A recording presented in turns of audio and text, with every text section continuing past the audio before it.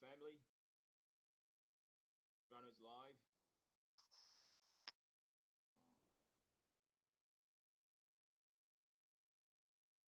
Okay.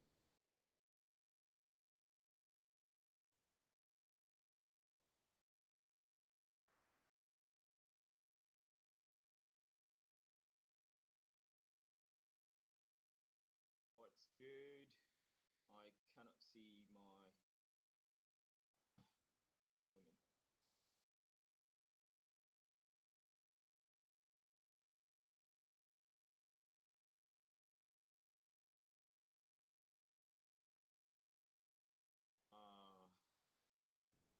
Having some technical issues at the moment. My microphone is not working.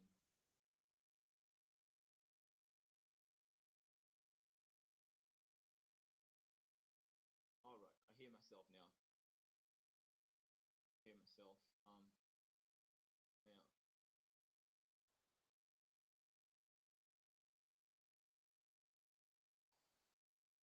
Sound is a bit low.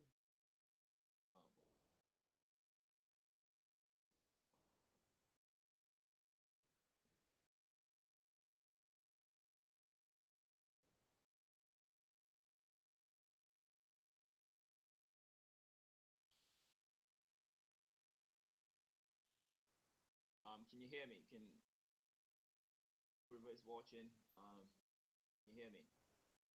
Am I loud enough?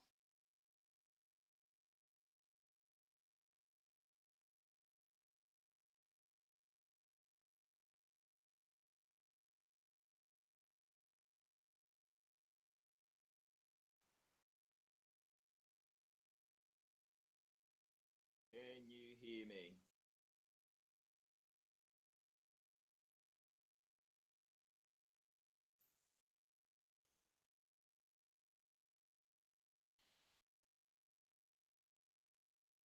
Very B Quasi. Volume's a bit low. Thanks for joining the stream, family. I am okay. I don't know why this is so.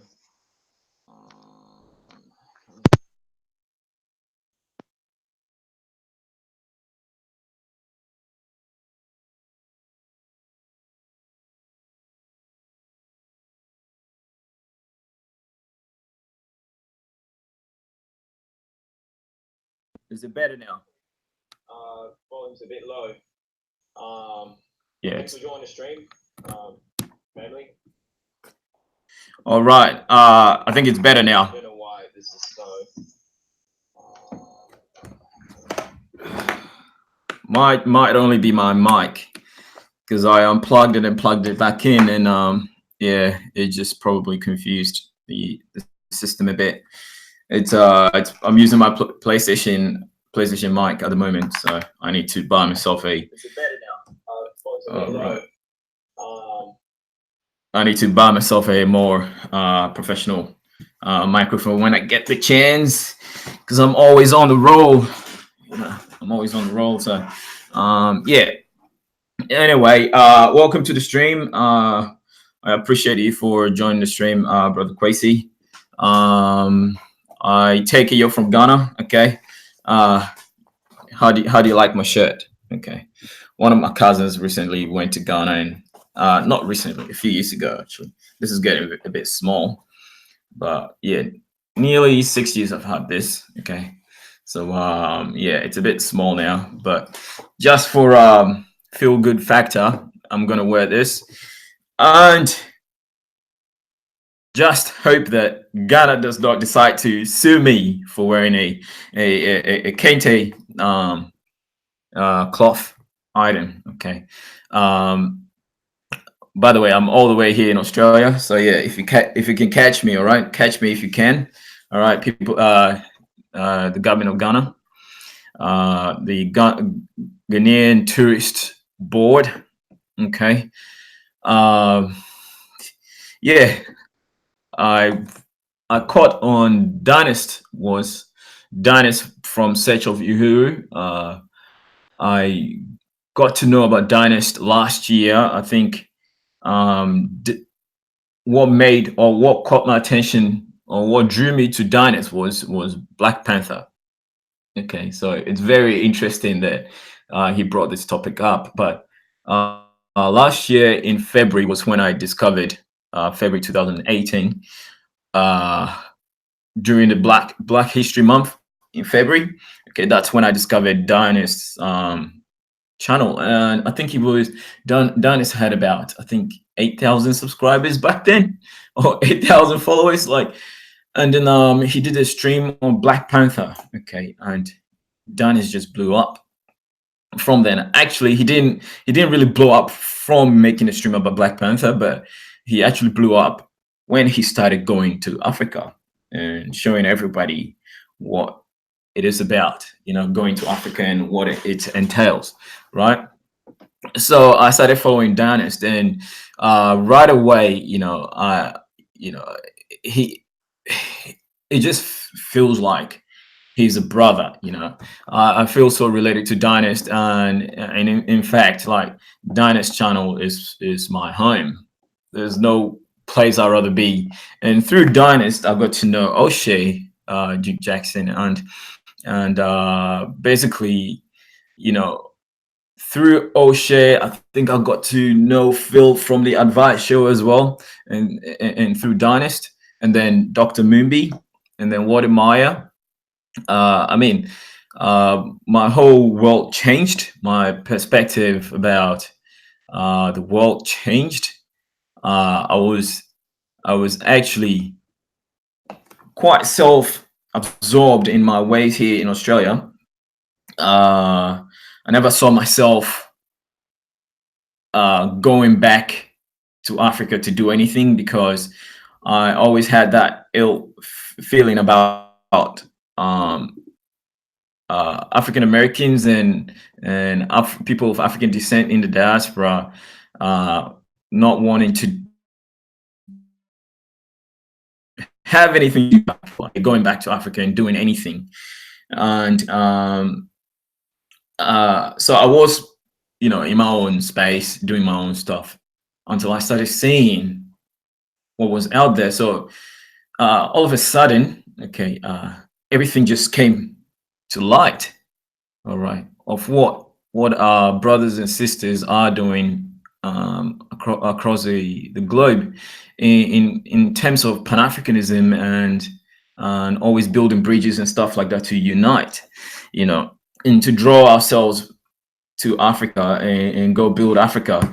And basically that's the sole purpose of Pan-Africanism, not you know the fake story out there that Pan-Africanism is promoting black separatism, or militant groups in the United States who are sponsoring African Americans to come to Africa and train to go fight the American government to form a separate Pan-African nation in the United States.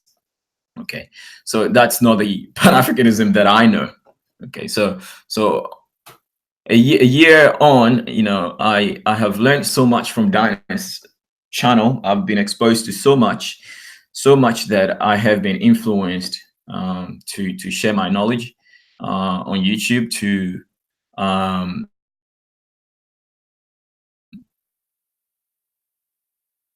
of being a vlogger on YouTube.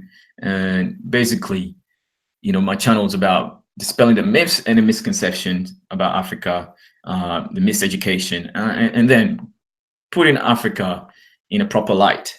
Okay, when it comes to the world, especially here in Australia, because there's now an increase in the population of Africans here in Australia. A lot of people are threatened about that. Some people love it, some people don't. But it's up to us to tell our own stories. It's up to us to paint a better picture of ourselves, for ourselves, and present that to the world. Okay, and this is why I purposefully do this. Yes, Eric B. Quasi. Yes, I was born in Ghana but raised here in America since the age of 6 years old. Yeah, I could say the same thing about myself too, brother. I could say the same thing about myself, and I even go deeper, because my father is African American. My grandfather was from Virginia, Richmond, Virginia. He died. He died in Ghana. He lived in Ghana for so long. He died, and he is buried in Ghana. So my history goes deep, deep, deep. My love for Africa goes deep. My mother's family. My mother was born in Ghana, but her family came from East Africa, specifically Rwanda. And I did my DNA test, and I'm like 40% Tutsi Rwandan. I am a bit Somali and Mozambique, some from Namibia, and a bit from Angola. But the speculation from my family, grandpa German, so a bit of the history there. According to my DNA, I'm like 60% Moroccan Berber, and I can see where that's coming from. A little bit Iberian, so I can see where the German ancestry is coming from, right? So yeah, so I have really, really deep, deep, deep love for Ghana, and I've always yearned to go back. Okay, 3 years ago, I was in Mauritius, and I loved it there. And I'm looking forward to visiting Africa again. Precisely going to Ghana next year if I can allocate some funds for that. But yeah, my interest has been the zeal and the zest for Africa is at an all-time high. I love everything about Africa, and following the stories about Africa and how Africa is rising and changing. Okay, it's even developed more love in my heart and more desire to promote Africa and do great for Africa. You know, and it starts with oneself. It starts with myself, looking at myself in the mirror and asking myself, what can I do for Africa. you know what was this I think JFK once said that it's not what your country can do for you, it's what you can do for your country. It's not what Africa can do for you, it's what you can do for Africa. So I roll with things like that, principles like that. Right. So I vibe very well with Dynast. Everything Dynast is about. Okay. Everything he's about. I see him deeply as a brother. Deeply. I mostly concur with everything he says or feels, and I do not have any argument with Dynast. Okay, I have no argument with Dynast at all. And anybody else who aligns themselves with Dynast. But today, I have a response video for Dynast. If he is listening to me, it's 2:44 a.m. here in America. So what time is it in Australia? Okay, it's Tuesday, the 28th of May, 4:45 p.m. Okay, so right, my day is over. I just got back from work, so I'm relaxing. But Australia, depending on if you must be on the East Coast, right? The East Coast of the United States. You must be crazy. But here in Melbourne, Australia, it's we are about 14 hours ahead of you guys in the United States, and almost a day, 18 to 19 hours ahead of the West Coast, Los Angeles. So yeah, but yeah, coming to Dynast, I mostly agree with everything Dynast says, and I support him. I I love to see the brother, succeed in all his endeavors. I love seeing his love for Africa and how he embraces Africa and everything. How to the point he's got tattoos of African artifacts on his body. He's concerned. Someone who is a lot concerned about Africa, loves the culture, embraces his ancestry. Even when he was on board with this bogus ADOS movement. Okay, a movement that is so baseless. only based on ancestors who went through slavery. Like, come on, anybody can relate to that.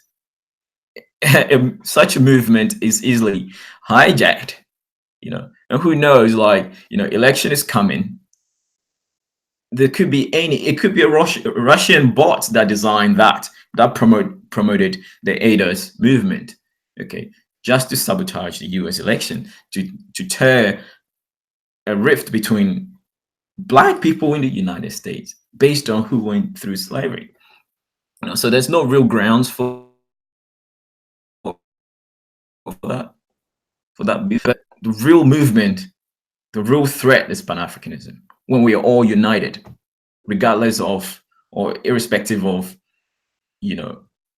ancestry, okay, but one sole ancestry, that we are all of African descent, okay, and Pan-Africanism being united, right, being the reason why united. So Dynast left that movement. Okay, he was once staunch, ADOS believer. He even promoted ADOS, but now he's left it behind, because there's one thing about the continent, okay, that changes you. You step foot on the continent, okay, it changes you. Like, there's something about the spirit on the continent that hits you, and it just transforms your spirit and gives you, it makes you see things in a different pair of eyes, through a different pair of eyes.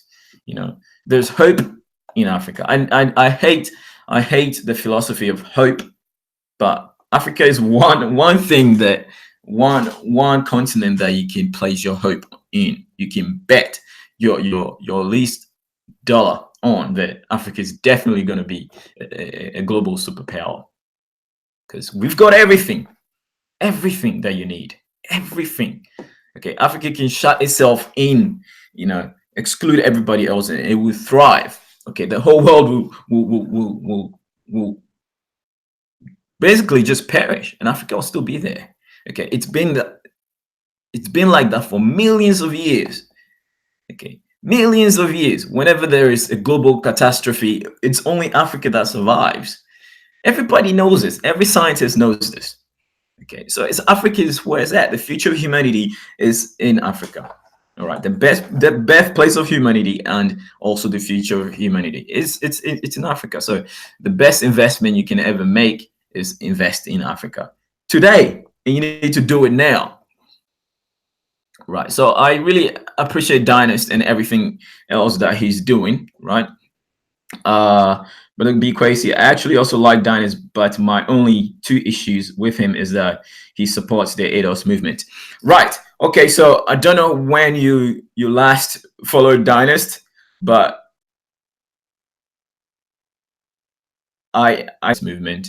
Okay. He recently was on O'Shea's channel, and he completely denounced the ADOS movement based on the fact that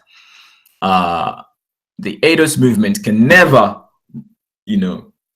cooperate with Pan-Africanism, because there's so much vitriol, there's so much hate for being African.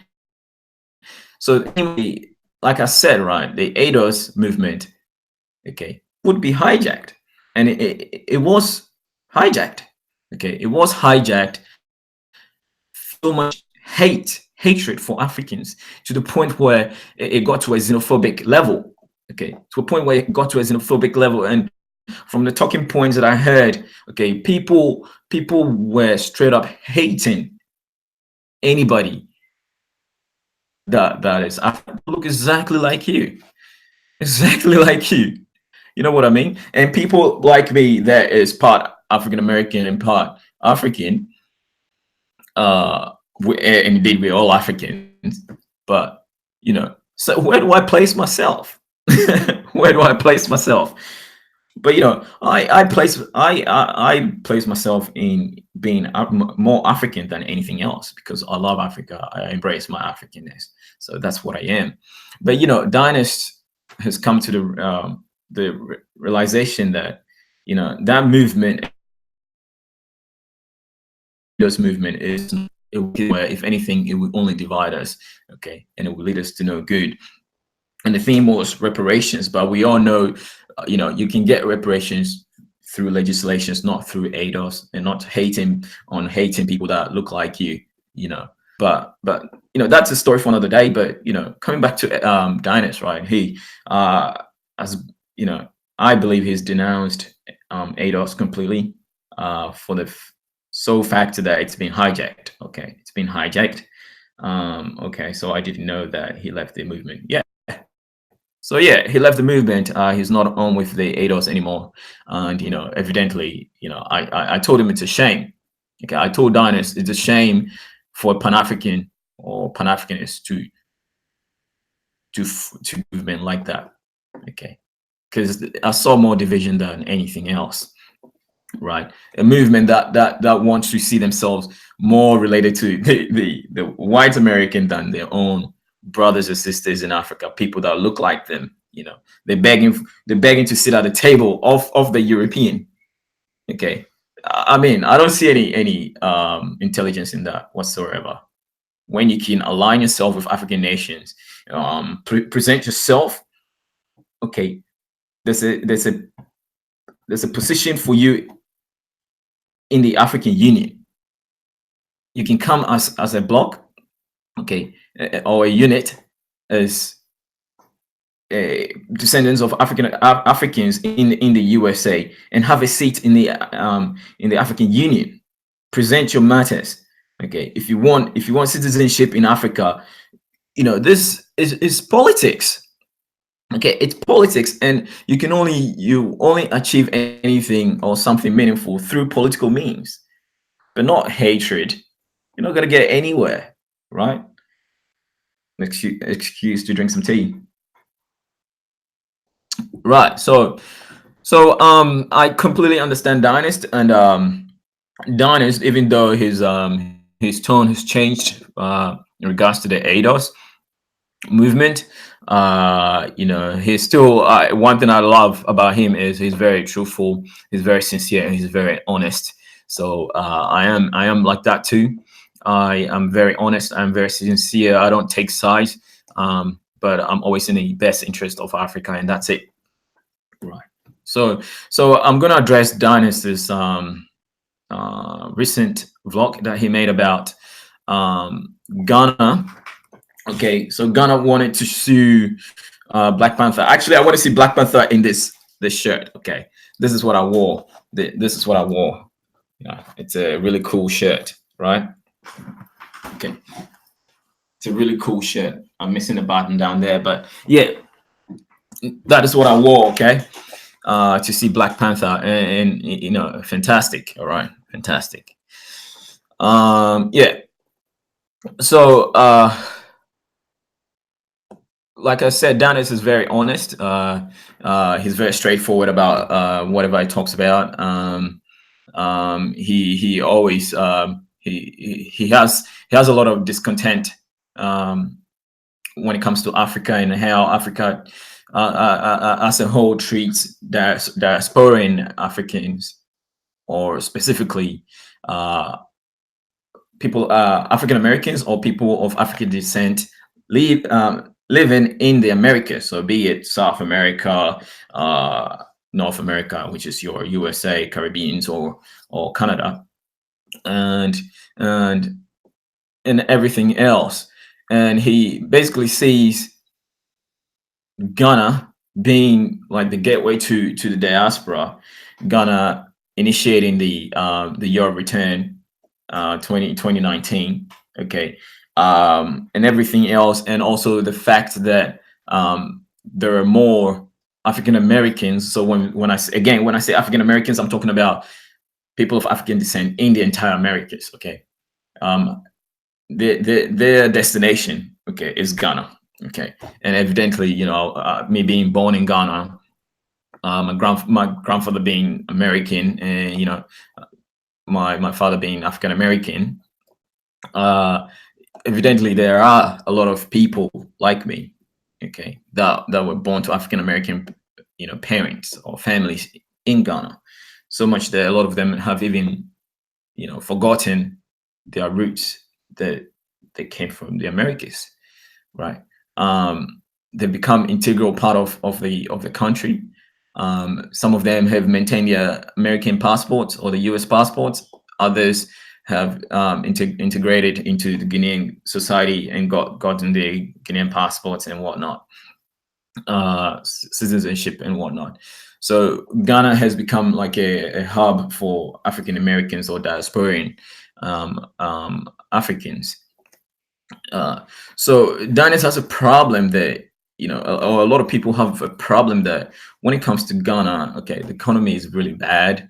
They're only riding on the back of the success of Dr. Kwame Nkrumah, and haven't done anything, okay, to improve on what Dr. Kwame Nkrumah had done. But basically, they run Dr. Kwame Nkrumah out of office and run the country to the ground.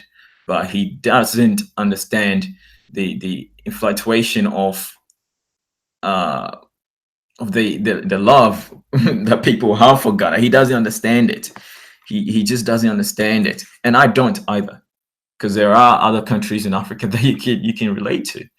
Okay, there are other countries that are doing better economically than Ghana, but most people just want to go to Ghana, and I don't understand the love affair. Probably because Ghana has more of the slave dungeons and forts, and a lot of the ships that sailed around Africa were destined to go to Ghana and exchange or take on more enslaved Africans before they head off to the Americas. So it does have a spiritual significance. But aside that, I don't see why most African Americans should always be going to Ghana, but despite the history of Kwame Nkrumah and all that. I used to watch O'Shea, but after watching many videos where he slanders Africans, even one time he told those Nigerian brothers that he is not the same people as them. So I'm no longer a supporter. Okay, so let me tell you something about O'Shea. Okay, O'Shea is no different. O'Shea is no different than your average African American, and they are you know this taste for Africa. Okay, there's another one who's worse than O'Shea. His name is his, I forgot his name now. But yeah, I did a stream on him before. Minister Jap. Okay, there are a whole lot of them like that. They hate Africa. They hate Africans, and they are and the Hebrew Israelites as well. They see Africa as some type of disease, and these people are so brainwashed. Okay, for the simple fact that they look like us. Okay, we all look alike. If they should do a DNA test, okay, even the lightest of all will come out to be about at least 70-80% sub-Saharan African. As dark as I am, I'm like 60% North African. But there are people like really light skin who will come up as 90% African, sub-Saharan African. And there are people as dark as anything, but they'll deny their Africanness, right? So this is where it is at with African Americans. Okay, I would say majority of them know nothing about Africa. They've been miseducated, and misinformed. All right, so that's another video for another day. But I've been on O'Shea's channel a couple of times, and the last time I was on it, and I basically told them why the ADOS movement is really a bad movement for them. Okay, they didn't believe me, but a whole lot of them do now. Okay, a lot of them do now.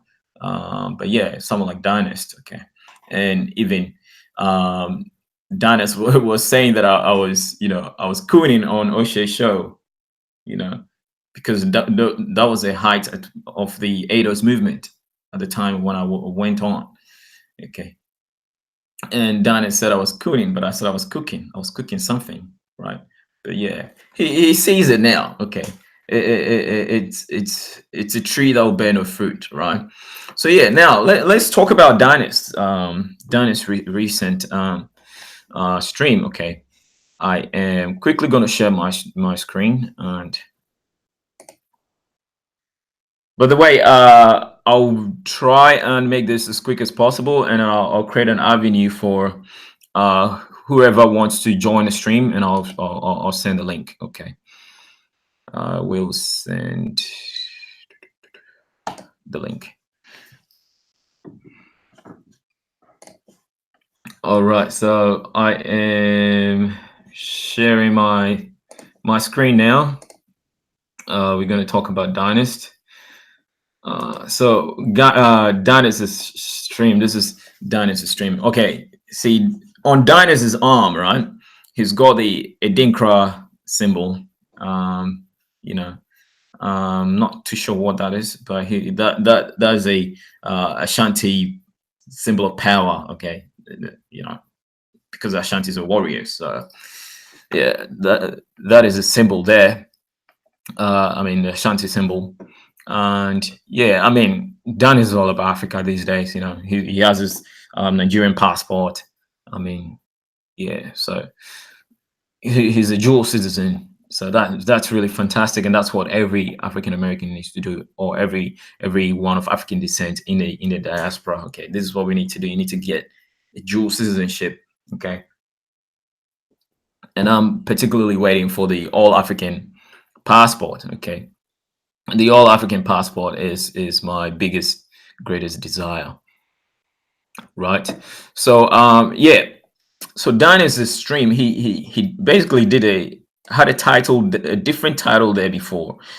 His the first title there was Ghana doesn't care about its, which by the way, Ghana refers to the country as a motherland, so it should be here. So Ghana needs to sue its pastors, not Marvel. So it should be Ghana needs to sue her pastors, not Marvel. So this is in reference to Marvel's Black Panther. Okay, so Dynast discontent was that it's been over a year now, and Ghana is now waking up to the realization that it can actually sue Marvel for misrepresenting, or not necessarily misrepresenting, but over copyright allegations or breaches, that they use the Guinean national symbol, the kente cloth. It's not really a national symbol. It's a cultural symbol, representing it in a movie that made billions of dollars. Okay, so I've been following Dynast long enough to understand that he is someone that, you know, is very concerned about money. He wishes that money would be used in a better way than it is now, especially when it comes to Africa and relating to Africa's natural resources.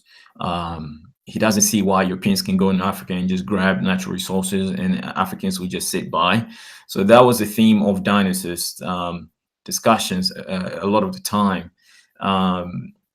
He basically believes that the African government is ineffective, and basically, in his own words, I think cooning. And so much that when Dynast travels throughout Africa, you know, he doesn't spend money in 5-star hotels. I mean, he wants to engage with the people, the culture, and everything, and delve into what Africa is about, not the money side of things, you know.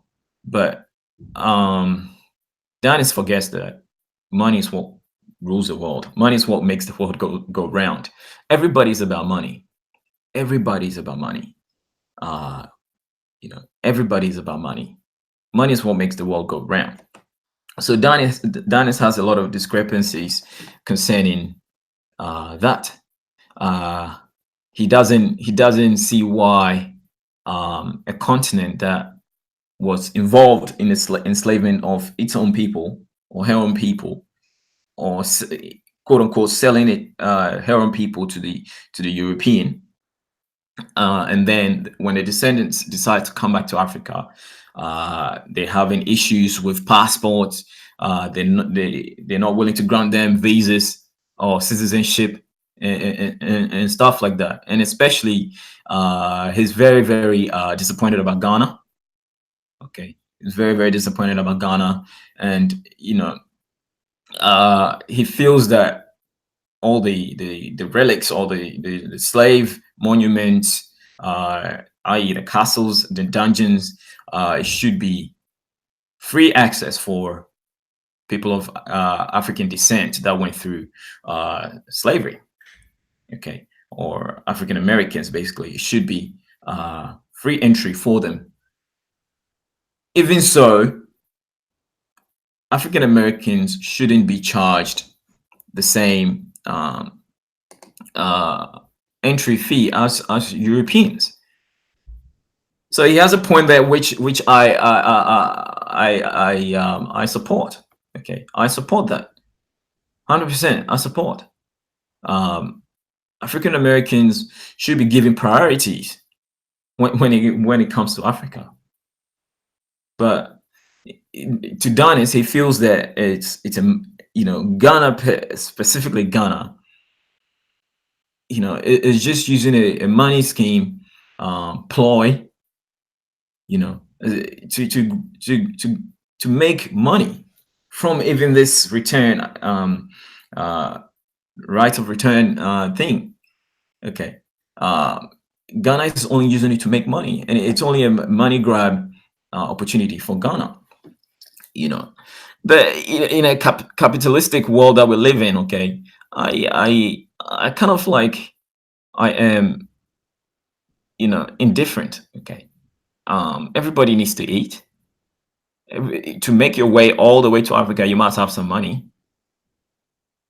If the entry into the castles is $20, I mean, what you've paid like $1,000 together. What is $20? I mean, why are you complaining about $20? But at the same time, he has a point, right? He does have a point. So, on moral grounds, African Americans shouldn't be charged anything. But again, people need to eat. All right. So I'm not going to play this. Okay. So I basically just recap that. All right. So Dynast was saying that Ghana is not worried about foreign entities controlling the natural resources in Ghana. Basically, Ghana has discovered oil, even more oil than Nigeria, speculatively. Ghana has a ton of gold, ton of iron ore, bauxite, timber, fertile land for agriculture, and the massive Lake Volta. Lake Volta, a very low population of only 25 million people. I mean, Ghana is a perfect haven for a superpower or a great economic powerhouse, right? But he doesn't see anything happening of that sort. But rather, they'll rather give access to all kinds of white Jesus, all kind of white Jesus foolery and religious BS. Okay, which I attest to because last year there was a national debate about Ghana building a national cathedral, and then the Islamic population of Ghana, which is I think 50% of the country's population, also wanted a national mosque. And then the traditionalists who believe in a traditional African religion also wanted traditional national shrine. So it was just a bunch of confusion. Whereas you have very little infrastructure, foreign entities control all your natural resources, and you are worried about a national cathedral to promote more white Jesus, to promote more Arab Islam, and whatnot. Spookism, religion, but you neglect the basic necessities of life, which is infrastructure. So I mean, when I say basic necessity of life, I mean in modern times. So infrastructure, meaning your industries, your roads, amenities, and whatnot. So Dynast has a fair point, right? And so, yeah, again, Ghana doesn't care about its natural resources, but wants to sue Marvel over kente cloth, which is really, really absurd, right? Which is really absurd. So, Ghana charges slave castles for, um, you know, charges African Americans for entry into slave castles, the very place where the ancestors were shipped off. Okay, Ghana charges the returnees the same cost as they charge the Europeans, which is unfair. Okay, and I support that. Okay, Ghana goes into unfair trade deals with European entities, especially when it comes to the crude oil and the gold and whatnot. Okay, the year of return is a money grab, according to Dynast, and that's what he believes. And then his last issue, okay, was a white Jesus. He was on for a whole hour trying to get someone who is Ghanaian to come in and explain things to him, but nobody was coming in. But unfortunately, I think I was at work. So, but I wanted to address that, and I have sent him an email. I've sent Dynast an email, and I hope he replies. I'll have to wake up at 3 a.m. if I want to do a stream with him. 3 a.m. That should be about 4 p.m. U.S. time, East Coast time. But then I head off to work about 5 a.m. So I should have some window to be able to operate that, if I should be able to go to bed early. So yeah, basically that's the end of that debacle with Dynast, right? Yeah, so I will stop presenting and come back to myself for a little bit. So yeah, that was the trouble with Dynast. Having to face Ghana, more concerned about suing Marvel over its or her natural resources being raped. Okay, yeah, so yeah. What did you think of that, brother Eric B. Quasey? What did you think of that? By the way, whilst I'm at it, I'll just go to your channel and see.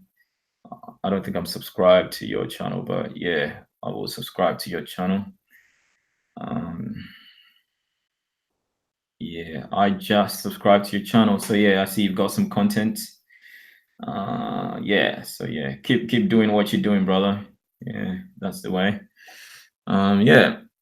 So yeah, let me know. I mean, if you are interested in joining the stream, please let me know. I haven't shared I haven't shared it the stream. So yeah, my bad. That's why I didn't have the guys come in. So I am just going to take the time. Sorry to do this. I'm going to take the time to share the stream with my chat group, my WhatsApp group, and see if I can bring some of the guys in here. Okay. So yeah, what's good? What's good, family? The Chiefdryno is live, so please come join me.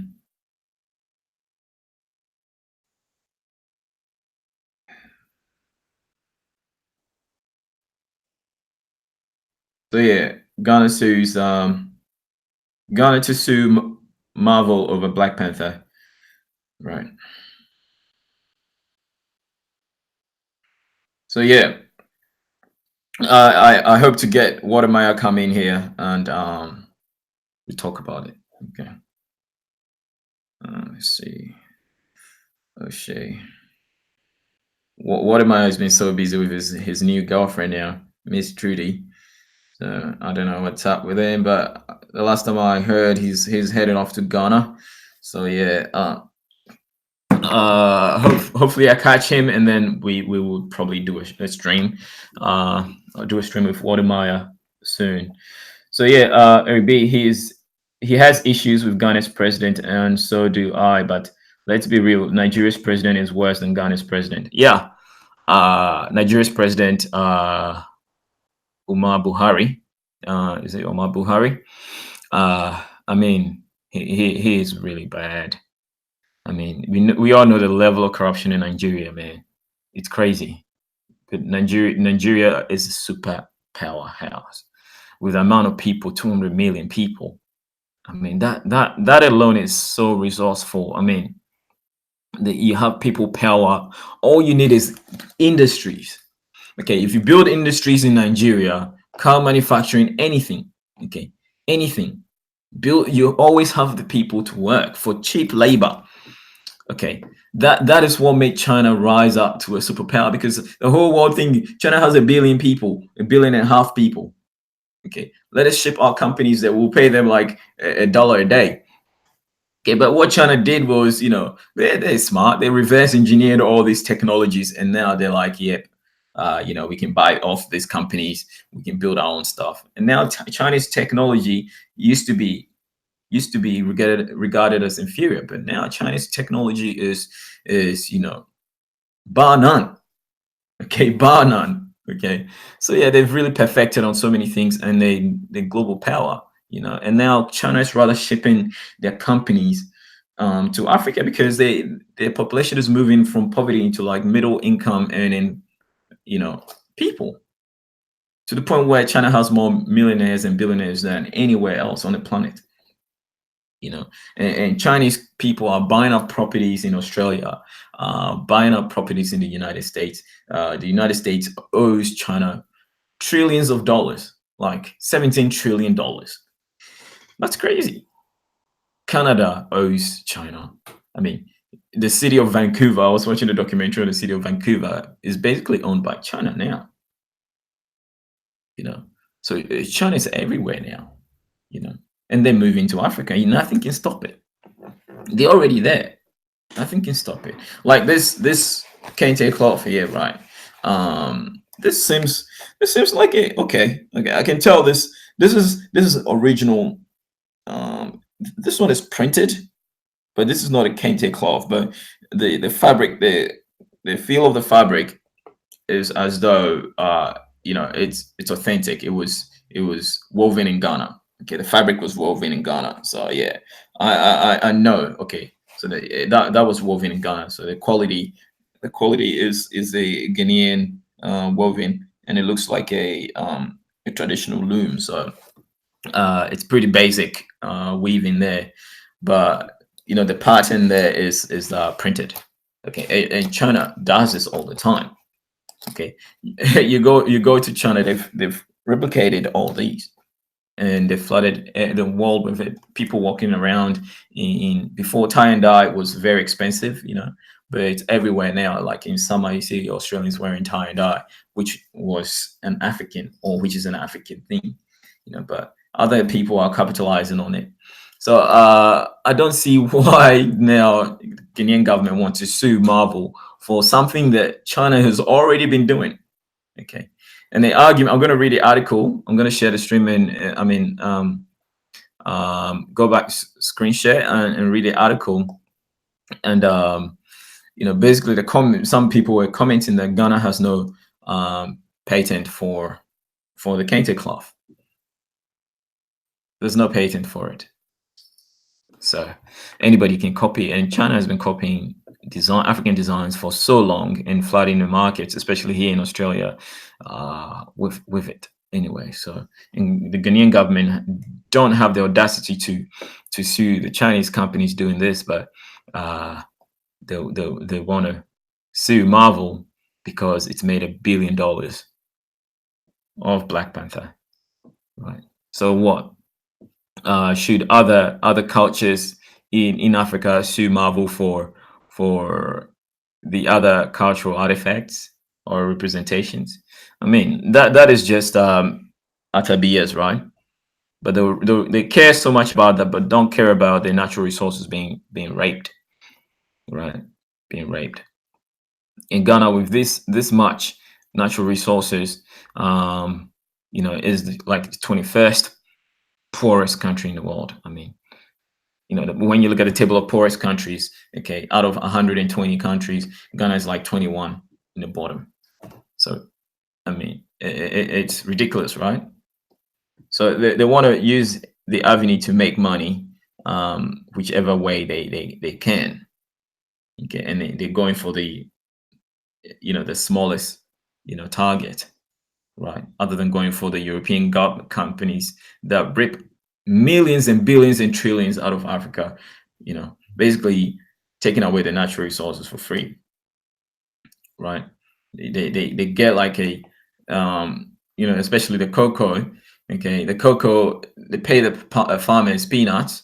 Okay, and the cocoa beans get shipped to the United States or wherever else, even here in Australia and New Zealand, and the chocolate comes back. 150 grams of chocolate will be selling for like nearly $5, right? That's just crazy, right? That's just crazy. So yeah, again, uh, the Ghanaian president. I mean, there's so much controversy about the Ghanaian president. He being studying in the UK and having affiliation with the French, and also being a descendant of the people that actually staged the coup d'etat against Dr. Kwame Nkrumah. I mean, so there's so much controversy around Nana Akufo-Addo, the president of Ghana. But then again, these are your typical African presidents. Okay, they have no foresight.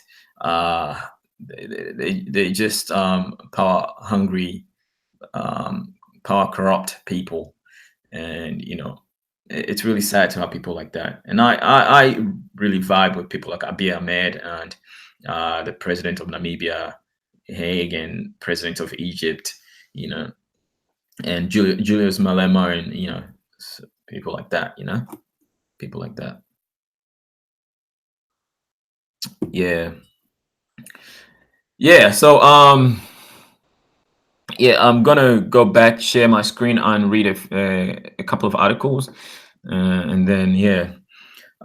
If anyone wants to join the stream, please, let's see, whoever is watching, if you want to join the stream, please let me know. Let's see who else is here. So I have 3 people watching. Whoever want to join the stream, please let me know. You can put your email in the chat, or just email me at chiefdryno@hotmail.com, and I will send you the link and you can come on. All right. So for the first time, I am going to do a hangout with anybody who would like to come on. Okay, I'll send you the link. So I'm going to go screen share and application window. Okay, share that.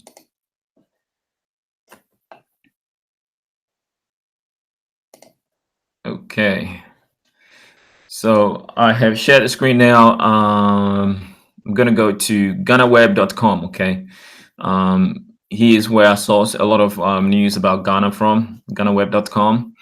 Also go to like africannews.com or africanews.com. But yeah, ghanaweb.com. Okay, this article dated on the 24th of May 2019. Okay, Ghana to sue producers of Black Panther movie. Okay, so Ghana has given a firm indication of initiating a legal action against producers of the popular 2018 American superhero film Black Panther over alleged patent and copyright breaches. According to the Ghana National Folklore Board, Marvel Studios, who are producers of the record-breaking film, used the country's famous and celebrated traditional fabric, kente, in some of its scenes without appropriate permission. Marvel, according to the board, was required under copyright laws to have sought permission from it before going ahead to use Ghana's kente in the film that broke several box office records, netting $1.344 billion as of May 22nd, 2018. She added, "We are preparing a legal dossier." Okay. Though she said preparations have started on initiating the case, Ghana was yet to officially write to Marvel to express its concerns regarding the alleged breaches and accordingly serve notice of possible suit. The strategy is that we are not going in for a fight, she indicated, adding, "It is not adversarial." Yeah, I'll go on. Okay, culture. I'll break into this and give a comment. Okay, it's very, very important. Art. Okay, film and art and representation of art is so, so, so important. Okay, Europeans got to where they are because of the way they represented themselves in art. Basically, they went through a phase of whitewashing all the black images in Europe, and it started with the religion. So whitewashing everything, okay, including Jesus, who was evidently a black person, okay, someone of African descent. Okay, they basically whitewashed it and gave it a blue eye, blonde hair person, you know. So it was very, very important for them, the Europeans. They had to do that to get to their level of supremacy or whatever they think they got to. But yeah, but to turn that around to bamboozle Africans and for us to run away with it and you know go so low, you know, hook, line, and sinker, you know, fall for the ploy of white Jesus. You know, it's really, really disturbing. You know, so the culture is very, very important. The culture, the African culture, needs to be held at high esteem, and you know, people cannot misrepresent African culture without consequences. So I'm really, really indifferent when it comes to this. Okay, in one beat, I want the Ghanaian government to be firm in this decision, and in the other, you know, the Ghanaian government should be very appreciative for the fact that it's, you know, it's kind of like promoted the Ghanaian culture, you know. But anyway, yeah, so there you have it.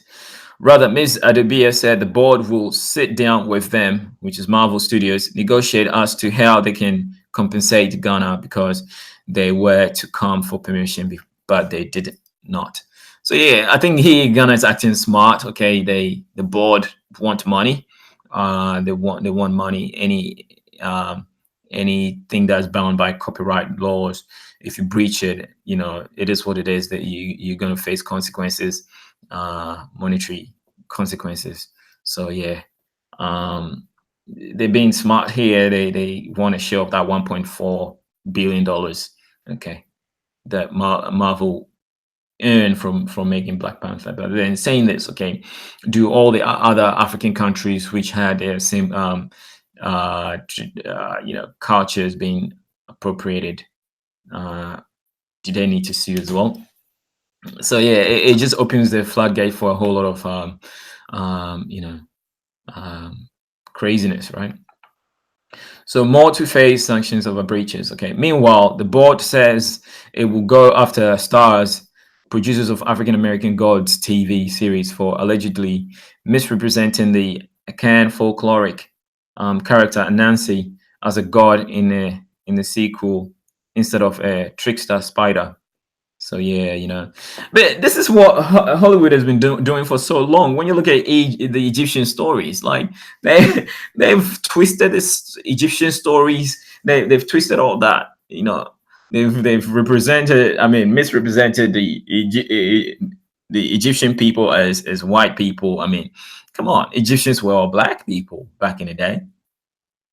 You know, they were black people. You know, we all saw King Tut. You know, the mummy of King Tut as black as anything. Okay, we know Haka was black as anything. You know, I have Ramesses DNA. You know, evidently, you know, Egyptians were Africans, and they are Africans even today. You go to Egypt, they are African. Egypt is part of Africa. Okay, Egypt is not an Arab nation. Egypt is African nation. You know, They've embraced the Africanness, you know. So I mean, even the president of the former president of Egypt, Gamal Nasser, once said that the Hebrews or the Israelites left Africa black and they came back white. So he was basically throwing shots at the Zionist nation. Okay, more of the reasons why he got killed anyway. Okay, he got killed anyway. But yeah, I mean, Hollywood has been misrepresenting African stories for so long. You know, the recent movie about Egypt with the gods of Egypt, which was played by the guy that was in Game of Thrones. Okay, I mean, they've completely misrepresented the story. Does Egypt have to sue? I mean, where do you start suing these people? When do you start for misrepresenting African history?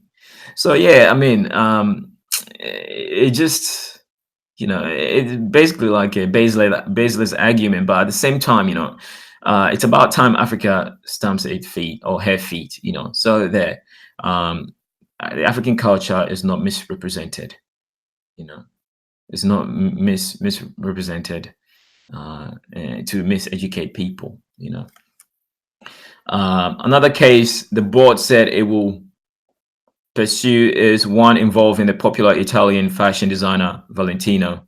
So that's Valentino Garavani for allegedly commercializing the Ahinima, excuse me, hiccups, Ahinima Royal African sandals. The board said it has written to all corporate institutions who intend to use any of the Edinkra symbols for their corporate logo or commercialization to seek permission from the board before doing so. So this is a really smart move, okay? And we all know culture, there's so much money in culture. Like, look at all the Egyptian artifacts in all the African artifacts in the British Museum, which generates billions of dollars a year for the Egyptian Museum, or tourist board. I mean, in London. Okay, all the museums in London and France. Okay, the billions of dollars. Okay, in Belgium. Okay, all these African artifacts generate a whole lot of income for these people. It's about time Africa starts suing. Okay, so yeah, I think I'm on board with that. Okay, and they need to start drawing the line in the sand. Okay, but at the same time, it's disingenuous that you Black Panther was written by a black person. Okay, so you're attacking your own over attacking people that do not have your best interests at heart, aka the European um, businesses ripping and raping your natural resources from Africa, basically for nothing. Right. So with regards to Black Panther, there was a lot of kente. Edinkra symbols also featured heavily in the movie, so they are also part of the foreign claims that we intend to take upon. Acting director of the National Folklore Board, Nana Ajwa Adobia, told Winston Amoa on 3FM's morning magazine show Sunrise.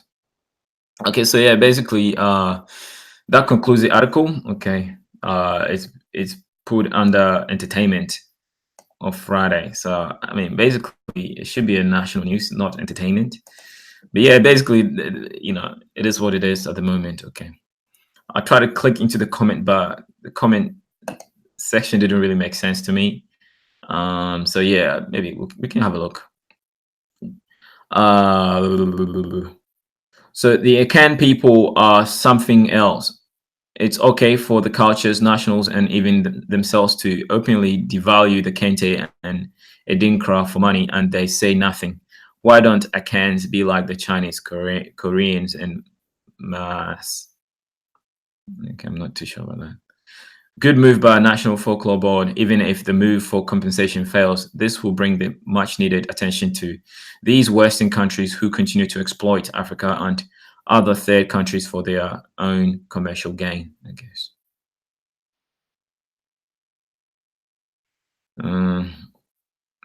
For sure. Foolishness. then Ghana should be able to stand on its own and not have to worry about exploitment. Yet your wealthy invests in Dubai with money laundering fraud, but you hate Arabs. Tia with your sex for grade lawyers. Apu. I'm not sure what that means. I don't know when Ghana patent the kente for Adinkra symbol as or Adinkra symbol as its registered trademarks, for which one has to acquire permission to use them. It's good you said you don't know. Know before you comment. Know before you comment. Okay. Stop negative mind. Know what? Ghana called it Kente and other countries called it different name. Nigeria called it Aso Okay. Ivory Coast also has it. Why Ghana things say Kente dress is for only you? So there's a bit of an argument going on there. You are on this forum each day spewing garbage, but you don't even know Ghana has registered Kente as its trademark. Okay, so yeah, I don't know about that. So yeah. Africans sell Kente on eBay, many other internet shopping sites. Before I met my husband in person, he sent Kente fabric clothing to be used as I choose to. It was never registered. Okay, so the comment goes on. There's a whole lot of commenting going on here. Someone says Kente has no copyright, but then people make these arguments without any. I'll do a quick wiki search. Okay, does the Kente cloth have copyright protection? So yeah. So the first comment here: copyright doesn't work here. It encourages Kente cloth and intellectual property in Ghana. Yeah. Introduction. The Dinkra Kente fabrics are made by ethnic groups in Ghana, and until 1996, I saw them as expressions of cultural identity, and Kente, in particular, is a highly desirable, elusive status symbol. Like many Guineans, I valued Adinkra cloth not only for its association with mourning, but also as a source of a pool of symbolic designs that I considered mine by right of citizenship. I regarded Kente as a kind of coming of age symbol because women often required it through marriage or by attaining economic independence to purchase it for themselves when my grandmother died and left, blah, blah, blah. Okay. So it raised the subject of property rights in cultural production before I could even explain my mission, wanting to talk to him. Okay, chapter 2. Your face doesn't go anywhere. Cultural production legal. I don't see. Okay, I'll go back.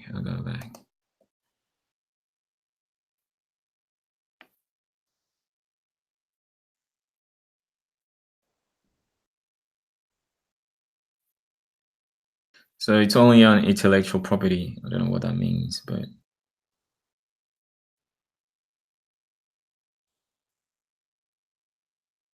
okay, let's see about that. Cloth copyright and cultural exchange textile designs for export to Africa at National Archives of USA. Among around 3 million designs registered for copyright and held at the National Archives (TNA) in Kew, Southwest London, the Archive of UK Government Records, are thousands of textile symbols made for consumers in Africa. These are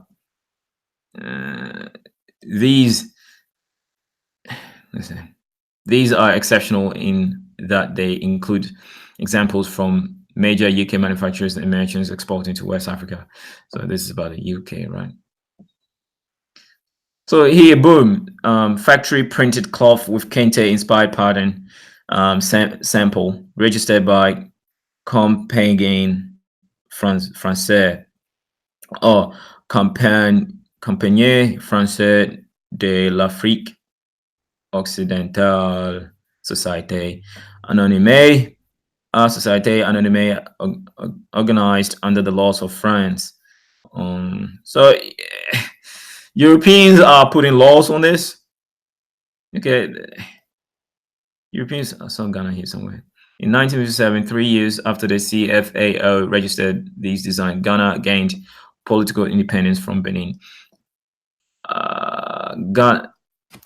From Britain, Ghana's first president, Kwame Nkrumah, adopted kente as a symbol of Ghana to promote national identity, unity, and pride. Production of this design likely came in response to expanding role in an increased demand for kente in Ghana. Since then, kente has become a leading signifier of African identity, including among African countries and Africans living in the diaspora. So, I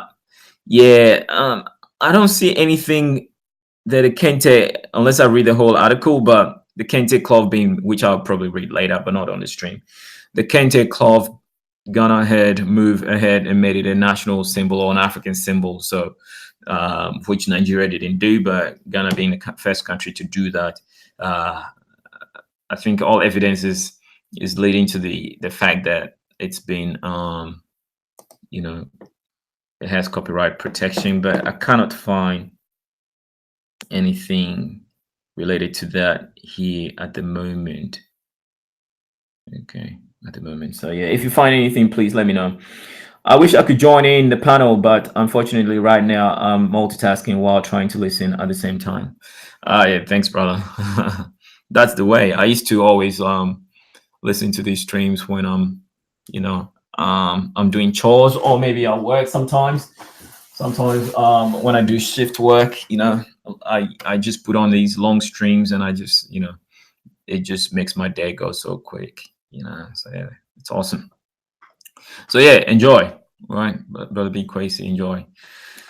I could be here all day trying to find if Ghana has copyrights on the kente. Maybe let me try another approach here. Kente cloth copyright. It's come up with the same thing.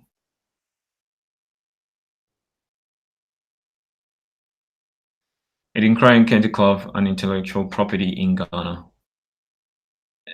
It won't. I don't think it's gonna say anything about it having copyright. No, I'm not gonna read that. I'm not gonna read that. I'm not gonna read that. There's no concrete. There's no concrete.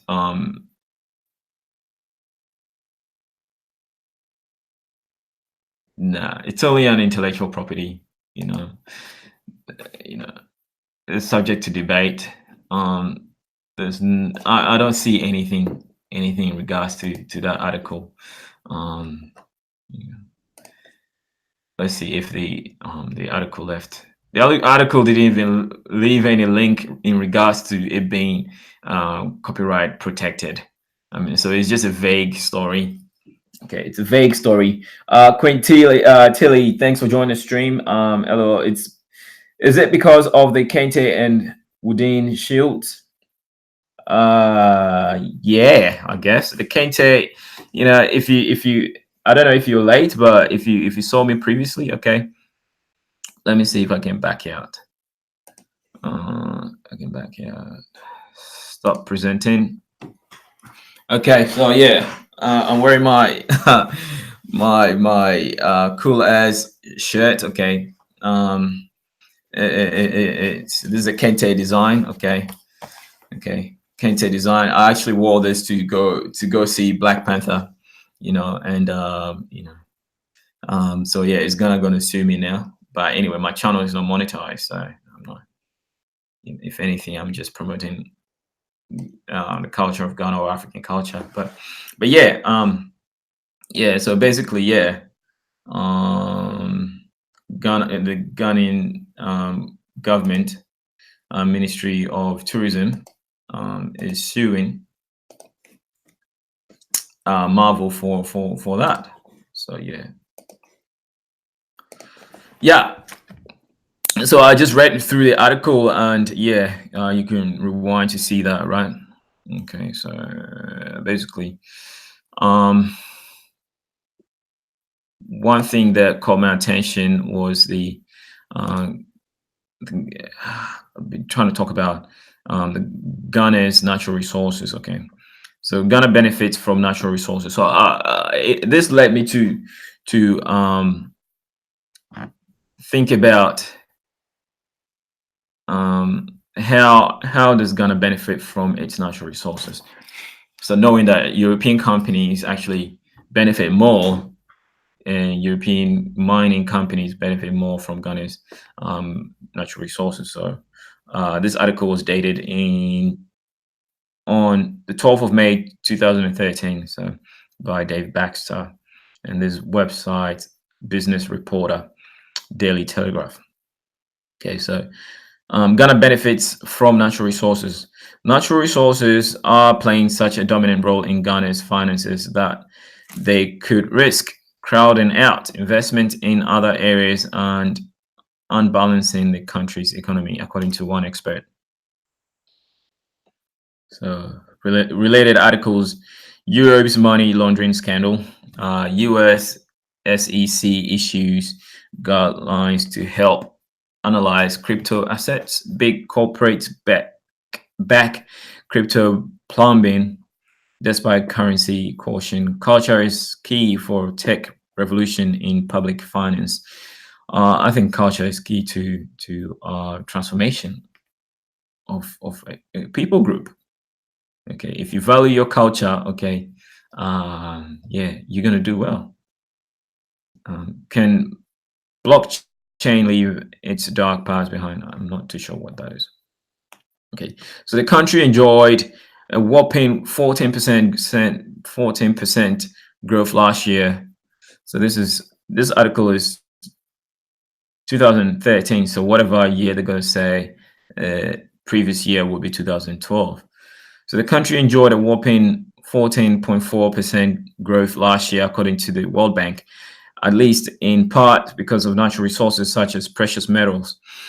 Henry Telly, an economist, for International Growth Center, a group which provides the UK with policy advice on developing economies, says natural resources are a very important part of Ghana's economy. The major economic natural resources in Ghana are gold, manganese, bauxite, industrial diamonds, timber, rubber, hydropower, petroleum, silver, salt, limestone. Look at this plethora of minerals, and this is only a gist of it. This is only like 1% of the minerals in Ghana. Okay, Ghana has a ton of natural resources. We're not even like tourism and deep history and the culture and wildlife and everything. Okay, there's no reason why anybody in Ghana should be poor. But I digress. Okay, it's really sad. Okay, it's really sad. Now, where am I? So the major economic natural resources in Ghana are gold, manganese, bauxite, industrial diamonds, timber, rubber, hydropower, petroleum, silver, salt, and limestone, and even people power. Okay, a young, vibrant nation. Gold and bauxite alone account for 64.4% of Ghana's primary exports. So obviously Ghana has a ton of iron ore deposit and gold deposit. Okay, that's why Ghana was called Gold Coast before. Okay, the best quality gold comes from Ghana. The importance of this sector to Ghana's economy is is on the increase, according to the Extractive Industries Transparency Initiative, an international body which monitors payments between governments and companies. Ghana's government took in $50 million in mining revenues alone in 2011. Uh, this is only 2011, okay, and this is the amount of revenue Ghana generates from gold alone, okay, and Ghana's share, okay. Imagine how much the European entities got, okay, and then multiply that by the number of years that Ghana was colonized for. How much gold was extracted from Ghana to Europe, specifically the UK.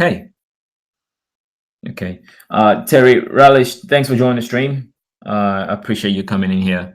One thing I'd like you to do is when you come in, please let us know where you're from as well, where you live as well, which part of the world you're in. Okay.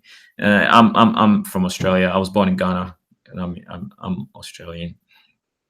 So yeah, and this is not only Ghana alone. This is the entire continent of Africa.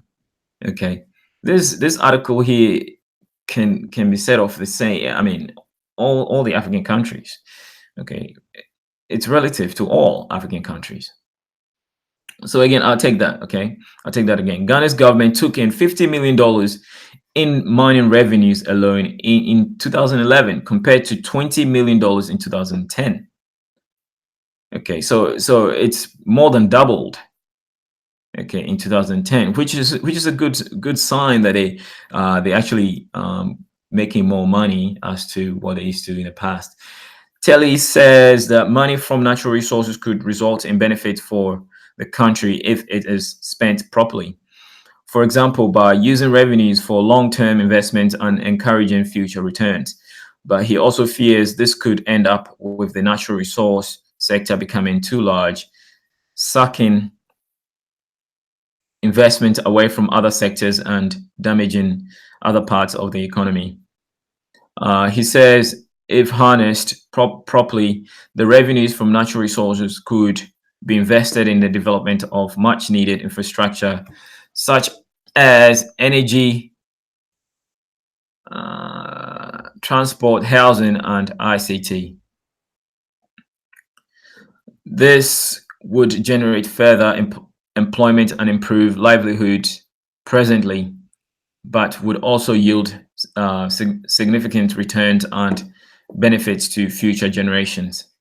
So I am very happy they concerned about the future of Ghana. Yeah.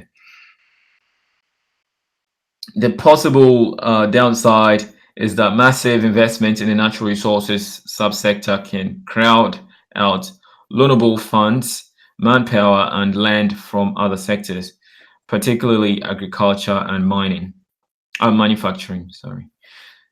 The other potential challenge may be dealing with environmental impact if strong institutions are not put in place to regulate and enforce best practices. So the BBC has a documentary on the Chinese illegal mining in Ghana, whereas they're destroying the beautiful forests to mine gold illegally in Ghana. So yeah, the BBC has a documentary of that, and I think it has about 3 million views. Yeah, so yeah, there's illegal mining going on by Chinese people in Ghana. They go buy the land and they feel that they can just go mine it. So with no respect to the environment and whatnot, and the Guinean laws. So yeah. Did I read this already? Okay, I'll take that again. The other potential challenge may be dealing with environmental impact if strong institutions are not put in place to regulate and enforce best practices. The International Monetary Fund, IMF, which led a mission to Ghana in April 2013, has also had concerns about Ghana's debts and the amount it spends on wages in public sector. In basically the corruption, right? Wages being paid to like the top officials, right? because I know the everyday people don't earn a lot. Okay, the everyday people don't earn a lot, but the top officials get paid heaps of money. In a statement, Christina Deseking, who led the mission, said, despite Ghana's strong economic potential, short-term stability risks have risen. Ghana's strong democratic institution and favorable prospect for oil and gas continue to attract significant foreign direct investment. Yet low external buffers and a rising domestic debt ratio expose economy to risks such as weaker terms of trade. Yeah, so this is what Dynast was talking about. Okay, bad trade deals, weak trade deals. Okay, reduce capital inflows or unanticipated spending needs. Energy sector problems could curtail growth, while excessive government domestic borrowing is raising the cost of credit to the private sector. So yeah, basically, let's see. Three people recommended this. Not many people share this. Okay. But yeah, no comments either. So yeah, I am gonna put this. If I haven't done that already, I'll put it in my description box. But yeah, basically, this is what it is. The Ghanaian economy, the overall African economy is on the rise. Okay, this article was dated in 2013, and as of 2010, the Ghana's economy has grown or had grown sharply.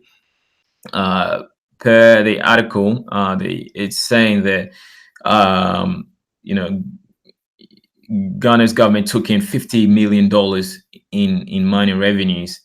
Okay, that is just weak when countries taking billions of dollars, right? Billions of dollars, and Ghana's only taking in $50 million in revenue of gold. I mean, come on. But yeah, it shows that there's more than a 50% increase in revenue. So we have here in 2011, okay, as compared to $20 million in 2010. So in next year. So I'm not sure what the current article says now, but we can quickly go to Wiki, okay, and it will tell us a little bit about Ghana's economy. The economy of Ghana has a diverse and rich resource base, including the manufacturing and exportation of digital technology goods, automotive, and ship construction and exportation. The exportation of diverse and rich resources such as hydrocarbons and industrial minerals. These have given Ghana one of the highest GDP per capita in West Africa, owing to a GDP rebasement. In 2011, Ghana became the fastest growing economy in the world. Ooh, I think I read something like that a few times ago. So in 2011, but I think it's now I think it's Ethiopia. The Ghanaian domestic economy in 2012 revolved around services, which accounted for 50% of GDP and employed 28% of workforce. Besides the industrialization associated with minerals and oil, industrial development in Ghana remains basic, often associated with plastics such as chairs, plastic bags, razors, and pens. 53%, 53.6% of Ghana's workforce were employed in agriculture in 2013. Ghana embarked on a currency redomination exercise from cedi to the new currency, the Ghana cedi, GHC. In July 2007, the transfer rate is 1 Ghana cedi for every 10,000 cedis. Okay. Ghana is Africa's second biggest gold producer after South Africa. So and second largest cocoa producer. So I think Ghana was first, the gold producing, because basically because South Africa has more to invest into gold production. Not that South Africa has more gold than Ghana, but it's just the investment in that. So Ghana invests less into gold production than South Africa does, but Ghana's gold is like really pure, right? And second largest to cocoa producer. So I think Ghana was first largest cocoa producer, and then due to corruption, it's now Cote d'Ivoire, which is just a neighboring country to Ghana. Similar conditions. So yeah, it is also rich in diamonds, manganese or bauxite and oil. Most of its debt was cancelled in 2005. But government spending was later allowed to balloon. So again, this is the mismanagement, right? The government spend on useless things and then further draws the country back into debt. Coupled with plunging oil prices, this led to an economic crisis that forced the government to negotiate 920 million extended credit facility from the IMF in April 2015. So that's that's basically Ghana's economy there. So yeah, you can see that since the 1980s, Ghana's economy had been going, even in the green, it's going up. It fell in 1982 and 1983, but subsequently, since 1982, I mean, Ghana's economy had doubled, and as of 2017, okay, it's risen like 134 points there, risen 134 points. So yeah, so it's currently sitting at 8.4%. So inflation has gone up, 12.4%, as compared to 1950 when inflation was 50%. But yeah. Solar energy. Ghana has aggressively begun the construction of solar plants across its sun-rich land in the aim to become the first country to get 6% of its energy from solar energy. So that's pretty good investment. Here we look at the Akosombo Dam. Okay, the Akosombo Dam, which is the largest man-made lake in the world, and built by Dr. Kwame Nkrumah in 1964, I think, or 1966, and it serves a lot of West African countries with power, and they haven't tapped this enormous natural resource, so yeah. So the other avenue for energy, and tourism. Tourism is one of the concern. Okay, the Ministry of Tourism has placed great emphasis upon further tourism support and development. Tourism contributed 4.9% of Ghana's GDP. Is that all? 4.9% in 2009, attracting around 500,000 visitors. Tourist destinations include Ghana's many castles and forts, national parks, beaches, nature reserves, landscape, and world heritage buildings and sites. In 2011, Forbes magazine ranked Ghana 11th friendliest country in the world. The assertion was based on a survey of cross-sections of travelers in 2010. Of all the countries on the African continent that were included in the survey, Ghana ranked highest. To enter Ghana, it is necessary to have a visa authorized by the government of Ghana, except for certain entrepreneurs on business trips. So basically, these are the,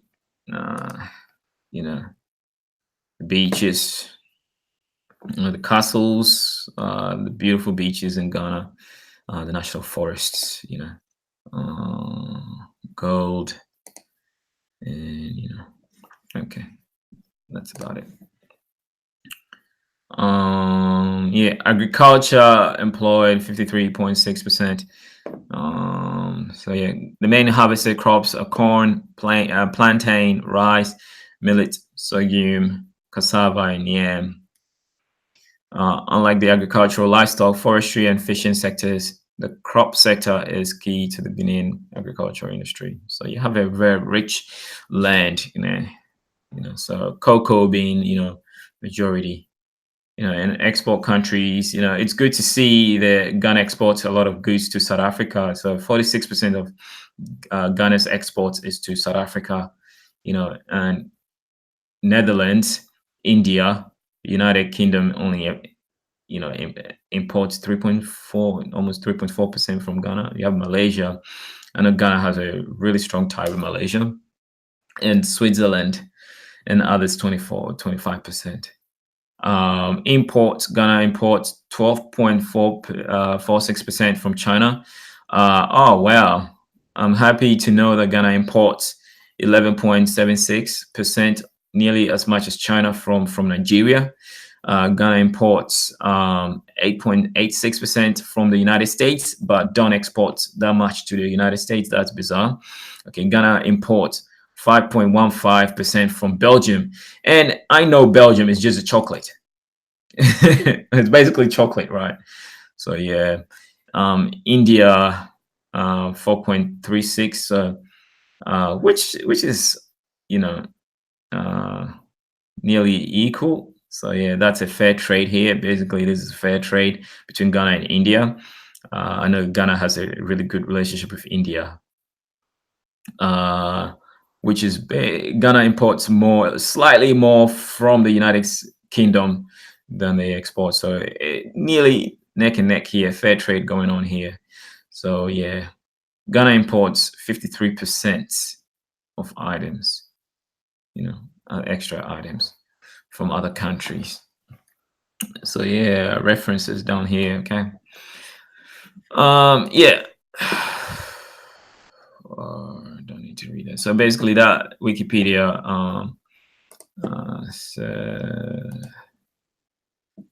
trading economics.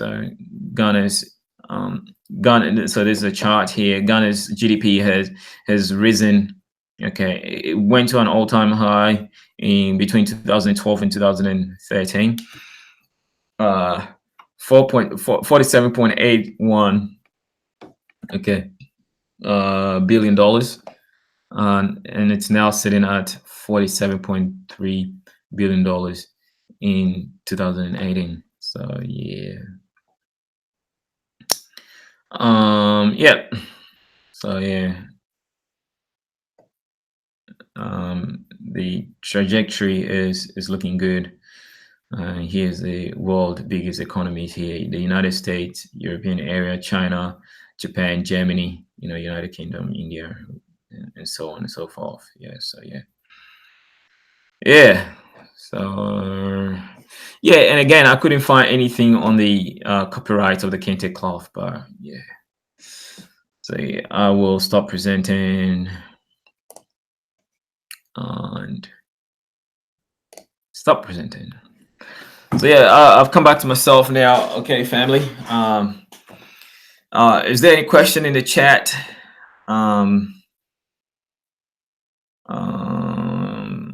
An hour and a half now. Well, I'm very surprised how much ground I have covered in an hour and a half, in 1 hour, 30 minutes. Yeah, so which is great. I've covered so much information. Yeah. So I wish anyone could come on. Is there anyone that wants to come on? Let me see if I can get the guys from let's say African YouTubers WhatsApp group. Anyone wants to join me live? I've got time cards. Anyone wants to join me live?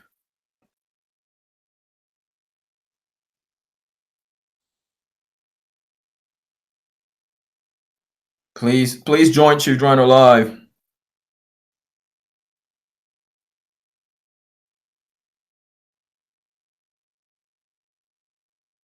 Okay. Right, we can have a chat. Okay. Is there any question in the in the chat? Did you miss anything? Is there any misunderstanding? Okay, please let us know. Okay, so again, I'll recap. All right, Dynast wasn't impressed about why Ghana is more concerned about Black Panther, suing Black Panther for the use of kente. Okay, which I'm wearing right now. Kente sewed onto my denim top. Okay, this is my denim top. Uh, Kente sewed upon it. Okay, which we saw plenty of in Black Panther movie. Ghana is more concerned about suing Black Panther, or the producer of Black Panther, Ryan Coogler, and Marvel for that, but they're not concerned about the natural resources, and wrestling that from the hands of the Europeans, who, for the most part, control everything. Okay, the natural resources in Ghana is nothing compared to the natural resources in Australia, but Australia relies a lot on its natural resources. Okay, and it's Australia's economy, a country of 25 million people. Okay, has a GDP of $1.2 trillion. Okay, $1.2 trillion. Right. There's no excuse. There's no excuse for that. Okay, there's absolutely no excuse at all. Okay, Ghana has iron ore. Australia has iron ore. Australia has gold, but not on a large scale like Ghana does. Okay, does. Okay. What else? Ghana has natural gas. Australia has natural gas. Okay, slightly more people are likely to visit Australia than visit Ghana. But so Australia has more revenues from tourism. Ghana has beautiful beaches. Australia has beautiful beaches. Ghana, as far as I know, has no sharks. Okay, but Australia has a lot of sharks. Okay, your chances of being eaten by a shark in Australia is far higher than being, you know, bitten by a fish, some type of fish in Ghana. I mean, Ghana is tropical, all the time warm. So I mean, Ghana, there's no excuse for Australia's economy to be higher than Ghana's. There's no, or any other African country, as a matter of fact. So this is one reason why we need a Pan-African, nation of the African Union. Okay, an excuse to drink, right? So basically, yeah, Dynast has presented his argument. I care with the brother. I agree with the brother, and I think he's speaking truth. Okay, he's not far from the truth. His argument holds weight. As a matter of fact, I know that the reason why there's a lot of pimping going on in Ghana because of the churches, the religions have hijacked, Ghanaians, and basically have Ghanaians are very, very brainwashed. Okay, my mother is a staunch Christian. I have so many arguments with my mother about religion. It's ridiculous. Okay, every time when I go visit my mom and we are arguing, it's always about religion. She wants me to go to church and pay tithe, basically give money to the pastor, and stuff like that. When I've got bills to pay, and issues, I mean, I just don't get it. If you need help from the church, they can't help you though. They can't help you, but you are always giving money to the pastors. The pastors are riding Mercedes Benz, and you don't even have a scooter. I mean, it doesn't make sense, does it?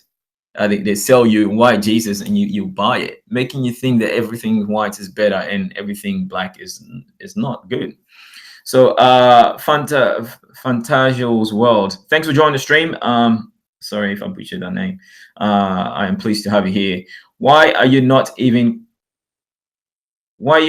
connect to me? I am sorry, brother. I'm sorry, family. I didn't notice you. Okay. So yeah, if you've subscribed, please let me know who you are. All right, please. I always return the love. Okay, I always return the love, sister. Right. Sorry, I just saw that your picture is right. That's a beautiful sister right here. So yeah, I am. Since you're a beautiful sister, I am gladly connected to you. I've subscribed to your channel. I see you've got content. Yeah. Jeez, you have more views than I do, right? You have more attention than I do. Yeah. Yeah, there we go. Lovely display picture you have there. Very beautiful. But yeah, thanks for joining the stream. I am a subscriber to your channel now.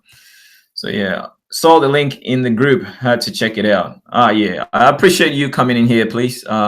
Yeah, share it and get the family in here. We need to talk. Okay, we need to talk.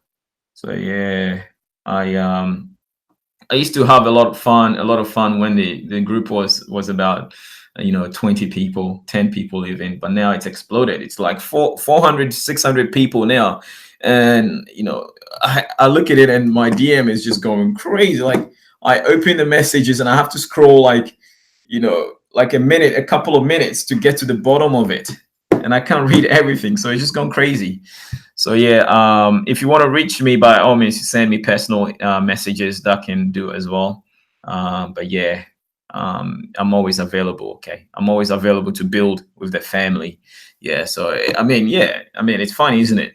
The stream is just gone insane. I mean, the chat group has just gone crazy. Yeah, but it's all love, it's all love. I'm happy. It's a conglomerate of all African YouTubers. It's ever expanding. So this is the time we connect with each other individually as well. So yeah.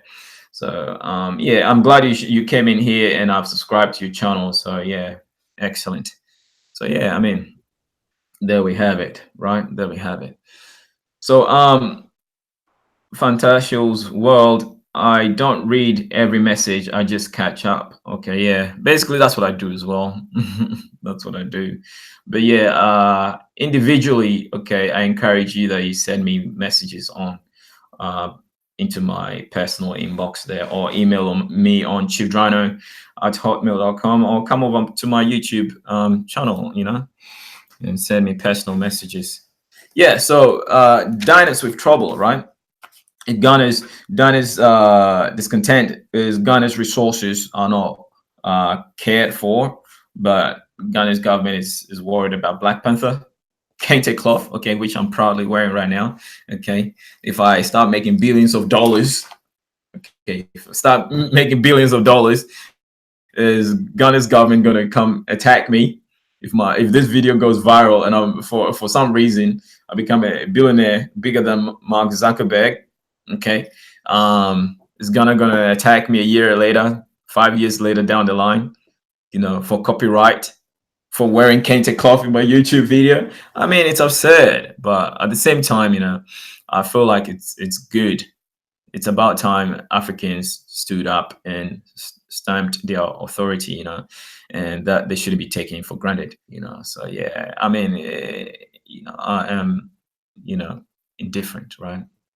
And so yeah, my stream is open right now. Okay, anyone who wants to join, anyone who wants to do a hangout with me right now, I've got time. Please, by all means, I'll let you on. I'll send you the link if you want to join me. For the first time, I'm going to do a hangout with anyone who wants to come on here and dispute this or share their thoughts and whatnot. So yes, please like this video, share it. Okay, like this video and share it. So again, Dynast is saying Ghana doesn't care about its natural resources, but wants to sue Marvel over kente cloth. And basically, Dynast's major discontent is that Ghana charges people, charges African Americans or people of that descended from the slave trade. Ghana charges them when they go visit the slave castles the same amount of money they charge Europeans that go visit this slave castle. So that's a bit unfair, which I agree. Okay, I concur with that. Ghana goes into unfair trade deals with European entities, especially when it comes to the crude oil and natural resources, which I just read about. Okay, Ghana's natural resources and how it benefit Ghana. So I just read that article. Okay, and also the year of return. Okay, this is Dynast's claim. Okay, the year of return, which was launched in the United States last year, I think November last year, and came into effect this year. Okay, which hundreds of African Americans came actually to commemorate that day, or celebrate that day in Ghana. You know, the year of return is a money grab scheme for Ghana. And it's obviously a smart move for Ghana. And the lastly, okay, what Dynast hates so much about Ghana is the fetishization of white Jesus in Ghana. Okay, excuse hiccups.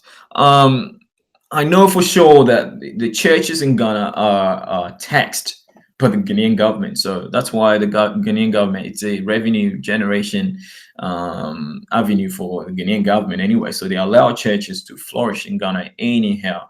So these pastors are just, they're running rampant in Ghana. Okay, Christianity is just all-time foolishness in Ghana at the moment.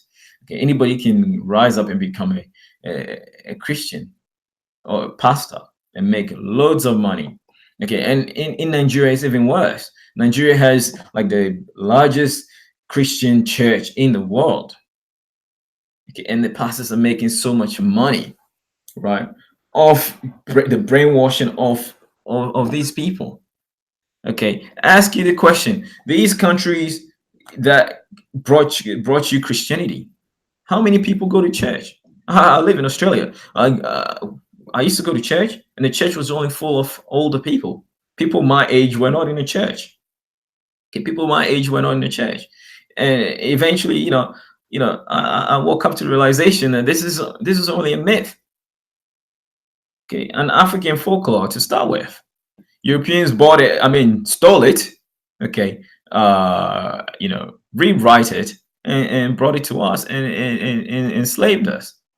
Okay, mentally, till date, that we revere everything that is European and we shun what is ours. It's what religion is what perpetuated self-hate in Africa, especially Christianity. Not so much Islam, because I mean, in Islam you embraced. If you're a black Muslim, you're embraced in Islam, but Christianity, no. It still teaches you that you're a slave.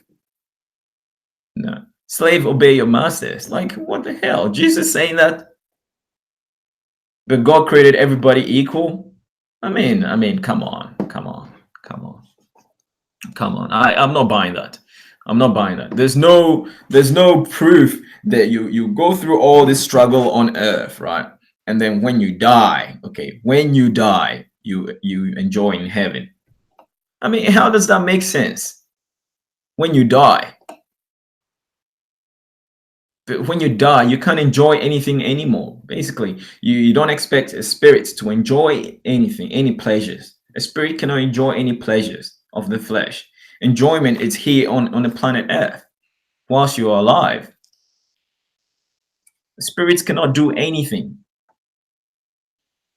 Even God itself, herself, can't even do anything if humans don't give God any power. Or any gods, as a matter of fact. If humans don't give God any power, God can't do anything. So God wants to do something, but that always does it through people. And you hear especially Islam, they're like, God made me do this. God made me go blow up this church. God made me go blow up these people. God didn't make you do anything. You did it, idiot. You did it. You personally did it. God didn't make you do anything. And then if you say that God made you do it, it just further says that your God is weak. Your God can't do anything for himself or herself or itself. I mean, so that this argument is this religious argument just upsets me, right? It just upsets me. So yeah, is there anyone here that wants to join the stream? I have been talking for an hour and a half and almost 2 hours now, and I need a break. Okay, let me know if anyone wants to join me. So yeah, anyone who wants to join me, please come in. Please let me know. I'll send you the link. Okay, I'll send you the link. So yeah, Fantasticals, please, if you want to join me now,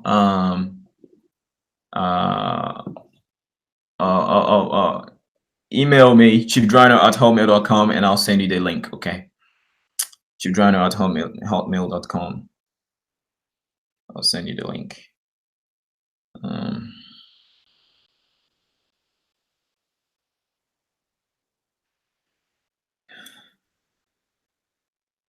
uh, I haven't received any emails yet. Okay, I haven't received any emails yet. So yeah, I mean, if you want to join me, please send me the link. Watermaya, where are you? Okay, well, where's Watermaya? All right, join me. What's the time in the United States at the moment? Let's see if I can get onto Dynast. No, I can't do so. Some is 1:27 a.m. Nah, New York is 4:27 a.m. Yeah, nah. I guess most people are sleeping at the moment in the United States. It's only Africa and Europe and Asia, here in Australia as well. If any subscriber wants to join in, please let me know. Okay, I'll be more than happy to have you come in. All right. Chaotic Storm, what's good, family? What's good? Thanks for joining the stream. 1:27, 1:27 a.m. I thought you were in Baltimore or something. You told me Boston. I think you were in. Did you move somewhere? Did you move to the West Coast? Did you move to the West Coast, brother? You know what's wrong, bro? I don't get a notification for your videos. I am sorry. How come? How come you don't get any notification? Did you click the bell? Oh, you're from the West Coast. I thought you were from Boston, bro. But yeah, Oregon, is it? What was this? You told me ages ago, bro. I pressed the bell, bro. Okay, I think YouTube went into some chaotic, chaotic storm. YouTube had some chaotic moment where there was I think YouTube was down, and since then, I don't get a lot of my, yeah, Oregon, nice. It's one of my favorite places to visit as well. So yeah. Coming to think of it, my DNA, I do have family in Oregon and California, especially Los Angeles. So yeah, yeah. Anyway, yeah, what was I saying? YouTube went through a period of disconnection and stuff like that, and since then, I lost a whole lot of my notifications and stuff, and I didn't even used to get Dynast's notifications too. So it's a bit messed up. But what you can do is you can probably unsubscribe and subscribe again, or click the bell to what do you call it? Click the bell and click it again to get that notification come up. So yeah, that might work that way, but I don't get notifications anymore myself. So, but then when you go to YouTube Home, when you go to the YouTube Home option, let's see, when you go to your YouTube mobile app and you go to the tabs down below. Okay, so this is my YouTube page here. Focus. Yeah, there we go. So say when you go here, home, you can basically see whoever you subscribe to. You can see whoever is online that will show up there. So yeah. Oh, you redid it. Okay. Right. Thanks. So yeah, that might help. If it doesn't, then always whenever you go onto YouTube, this is a time that I'll come on for the next couple of weeks until my shift changes. So my shift is going to change. I just started a new job, so I'm undergoing training in the morning shift at the moment. So in a couple of weeks, I'll be in the afternoon shift as well to train with the guys there. So in 2 weeks' time, my shifts my usual time of coming on YouTube would be in the mornings, which would be a better time for you guys in the United States. So yeah. But yeah, so you keep an eye on then. Okay, cool. Would you like to come on, Chaotic Storm? Would you like to do a stream? Would you like to jump in? Right, I'll send you the link. Okay, send me an email, or send me an email now, chiefdryno@hotmail.com. Okay, I'll put my email in the chat now. chiefdryno@hotmail.com. Okay, so my email is in the chat now. Okay, so yeah, chiefdryno@hotmail.com. Okay, oh no, sorry guys, I missed one letter. Chief, I can't even spell it chief properly. Chiefdryno at hotmail, sticky. Chiefdryno@hotmail.com, just to make sure that's right. Okay, right. So yeah, what has it done? Chiefdryno. It's highlighted me, but that's it. Chiefdryno@hotmail.com. Okay. Yeah.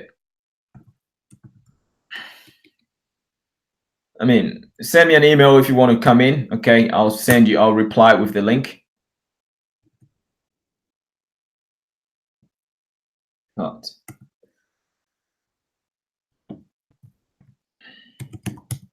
Okay, I hope it doesn't highlight me again, but yeah, chiefdryno@hotmail.com. Okay, again, it's done the same thing, but yeah, I'm gonna have a think. Okay, think about it. Okay, I don't know if you missed it, but I'm talking about Ghana trying to sue Black Panther for basically breaching copyright laws featuring the kente cloth, the Ghanaian kente cloth. Okay, which I'm wearing at the moment. Okay, the Ghanaian kente cloth. Okay, basically, Black Panther made 1.4 billion dollars.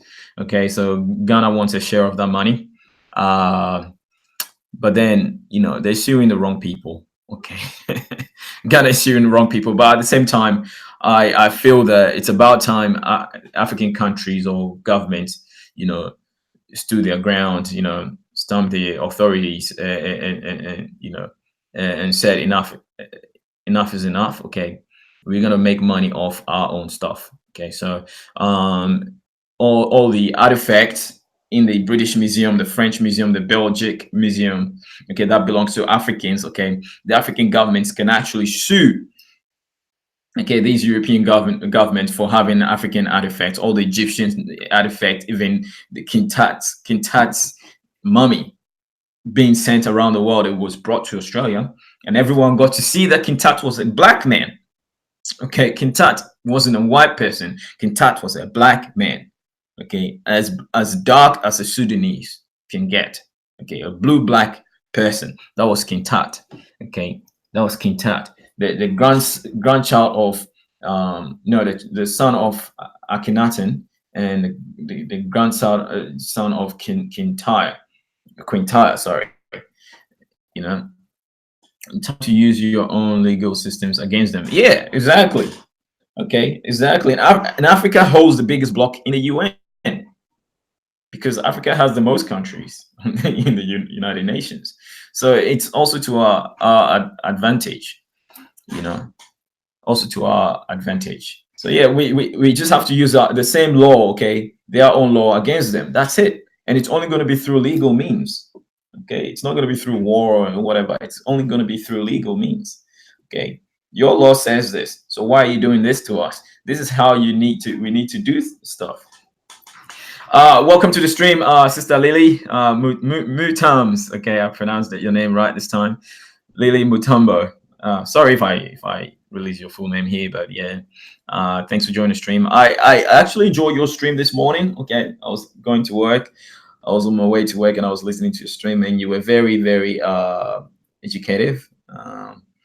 And I love it that you were very concerned about education and stuff like that. So yeah, which is really good. Education is always the key. And they say that, right? When you educate a man, you educate an individual, but when you educate a woman, you educate a nation, right? So it is what it is. And I'm very impressed, by your video that you did about why Nigerian men, why everybody loves Nigerian women or men or something like that.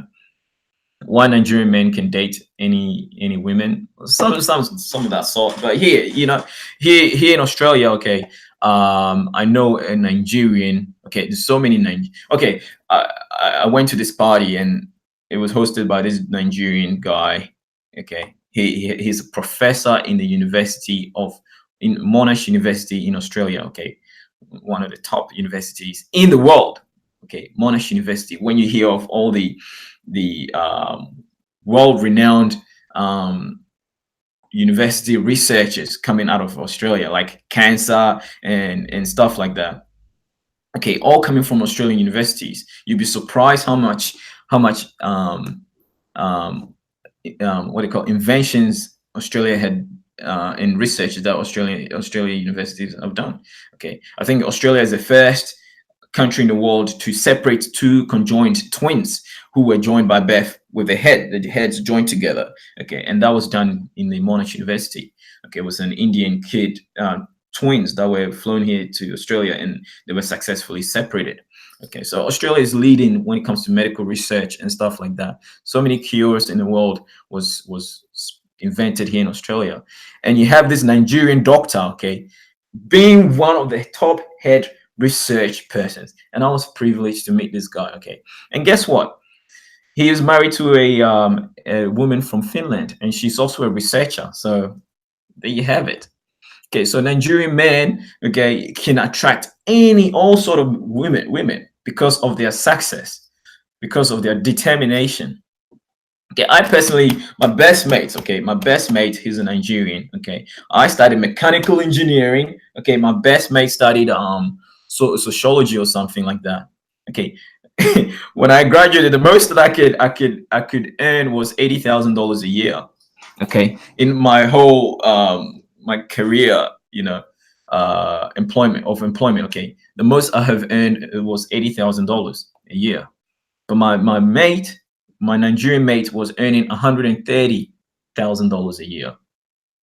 $130,000 a year, and I'm a mechanical engineer. So I mean, when it comes to Nigerians, I mean, bar none, they know how to make money. They're business minded. They're very serious people. Okay, very very serious people, and if they can channel their energy in the right direction, I mean, Nigeria will be a global superpower. They do have it. They have the people power. They have everything. Okay, when you come to sports, when Nigeria is worshipped, man. Like, there's no way you go, you mention Nigerian, people would know. Okay, so I mean, yeah.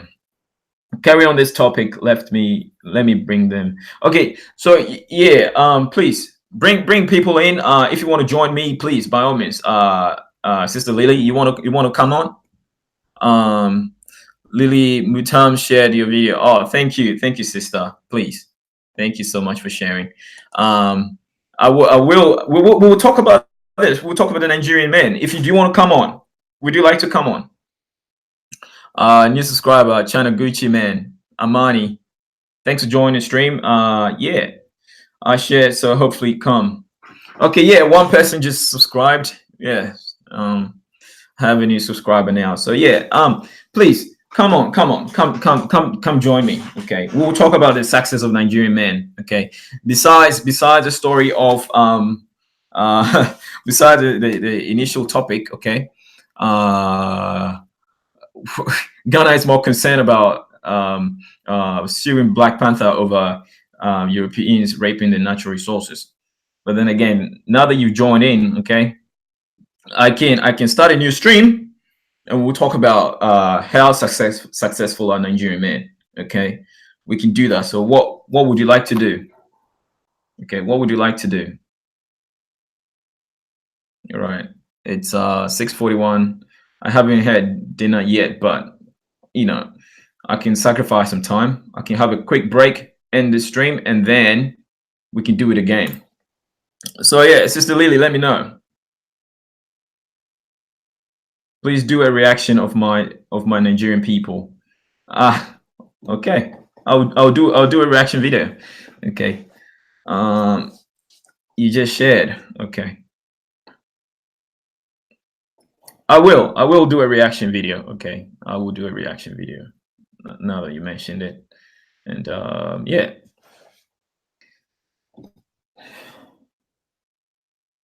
So yeah, I cannot see how many people are in here at the moment, but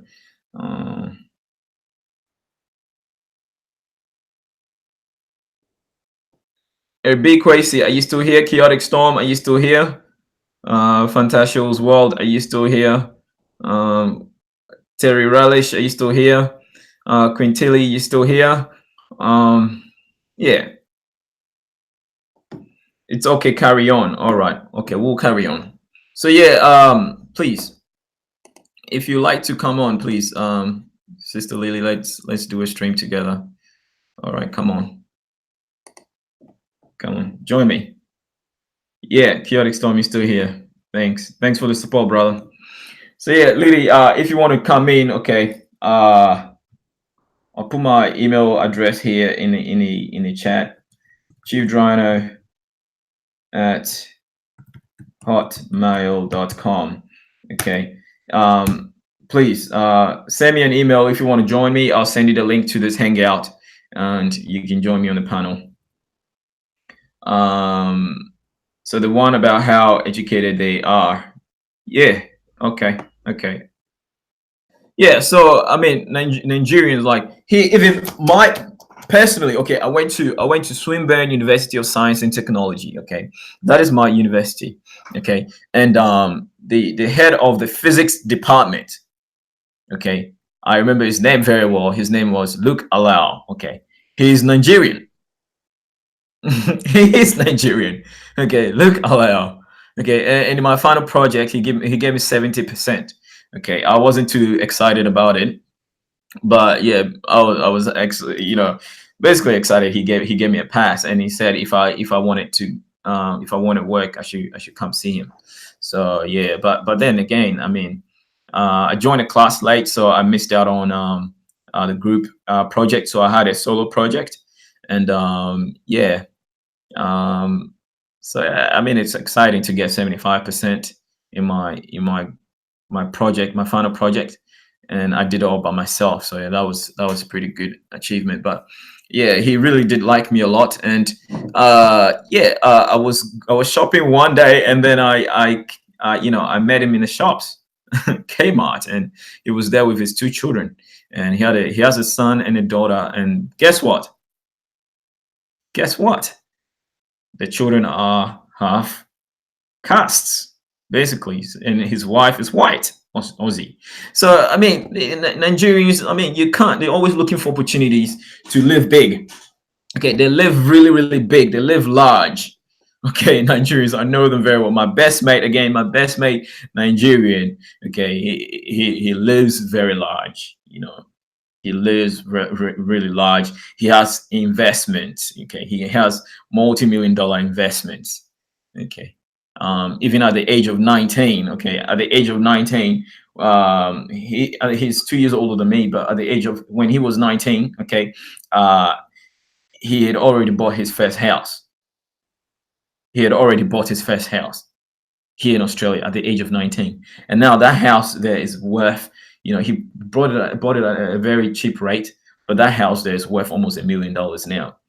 He's building apartment complexes, and he's only 30 years old. Okay, my best mate, he's only 30 years old, and he's building a $3 million apartment property and a $2 million housing project. I mean, come on, it's sad to say this, but his father, when he moved to Australia, his father passed away. Suddenly his father passed away. So he was with he's got one. He's the only son out of 4 children. So he's the only son, and the rest are women. Okay, even his sister has a basketball team. His younger sister has a basketball team. Okay, coaching younger kids, and the kids are now growing up, and they entering the major basketball leagues. You know, um, I mean, it's I mean, you can't beat Nigerians. You cannot. They're so intellectually up there, right? They're so intellectually up there, right? So it's really amazing when it comes to Nigerian people. And I'm only trying to rub off him. I'm only trying to rub off him, you know. But yeah, he really inspires me so much. You know, he's my best mate. He is my best mate. And in fact, I the reason why I went to Mauritius was because my best mate got married to a Mauritian, and I actually went to a wedding in Mauritius, to my best mate's wedding in Mauritius, and then I ended up staying there for almost a month because Mauritius is so beautiful, right? The food in Mauritius is so good. It's like anywhere else in Africa. The culture is everywhere in Africa. People are Africans. It's just beautiful, beautiful people, very beautiful spirit. So yeah, China, Gucci, Armani. I love Nigerian. Gosh, yeah, there you have it, right? There you have it. Just subscribe or return the love, brother or family. I'm not sure. I can't see really well. Yeah. So yeah, I'm gonna subscribe to your channel. So yeah, thanks for subscribing to mine. All right, and I've rang the notification bell. Your last video was a month ago. Okay, you did pretty well. So you are in China, are you? Are you in China? Are you in China, family? You must be in China, right? Do you know Guatemala very well? Okay, you must know Guatemala very well. I see your content here. Yeah, very good, very good. Accidents in China. So yeah, that got 7.5 thousand views. Yeah, so you're doing pretty well. My most trending video here in on my channel is why African Americans should move to Australia. Okay, it's a gold mine for African Americans, primarily because African Americans have prioritized entry into the United States. I mean, into Australia because of the United States affiliation with Australia. Okay, I mean, I think there's a visa agreement between the U.S. and Australia. I think there's about up to I think 200,000 Australians can migrate to the United States and stay there indefinitely. And the same process, you have um, you have say 200,000 Americans can move to Australia. But no, African Americans don't know this. If you have the American passport, these are your benefits. Okay, you can come to Australia and live here indefinitely, establish business. And Australia's population is projected to be 50 million people by the year 2030, 2035. Okay, and you guys are there twiddling your fingers and arguing about ADOS when there's a lot of money to be made here in Australia. Okay, saying this right, there are over 100,000 Americans already living in Australia, and guess what? Most of them are white Americans. Most of them are white Americans. And my former job of my former employment, okay, the safety manager is American from Ohio. He's white American from Ohio. So he's able to come to Australia and get this top position as a safety manager. And you African Americans with all your qualification and degrees, and you're there arguing about ADOS. I mean, it's such a disservice. You know, you don't know what you have. You don't know the power that you have. You know, you really don't know the power you have. Let's see. Daddy Muna, thanks for joining the stream. Daddy Muna TV. I was in Ghana 2 times. Yeah. Where you from, Daddy Muna? Where are you from, family? I'll subscribe to your channel as well. Okay, thanks for subscribing to my channel. You have 460. You and I neck to neck. Okay. neck and neck, you and I. Almost the same number of subscribers, 460 subscribers. Yeah, Daddy Muna TV. Yeah, you've got content. Okay, you got content. 1 week ago. Okay, right. I'll check you all out. Right. Thanks for subscribing. Okay. So yeah, I mean, anyone wants to join? Anyone wants to jump in? Come on, please. I'm inviting you to come on. All right. Send me an email. I will invite you to come on. All right. We can talk about so yeah, thank you, family. I now have 100 and focus, please.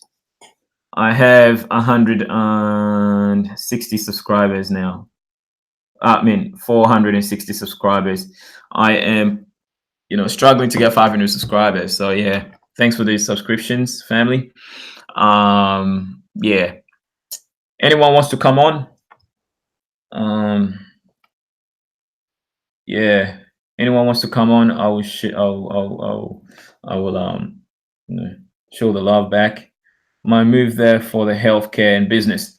Yeah, chaotic storm. You must, brother. You must. Okay. Move to Australia. The healthcare is phenomenal. Okay. Bar none. Okay. Uh do outdoor.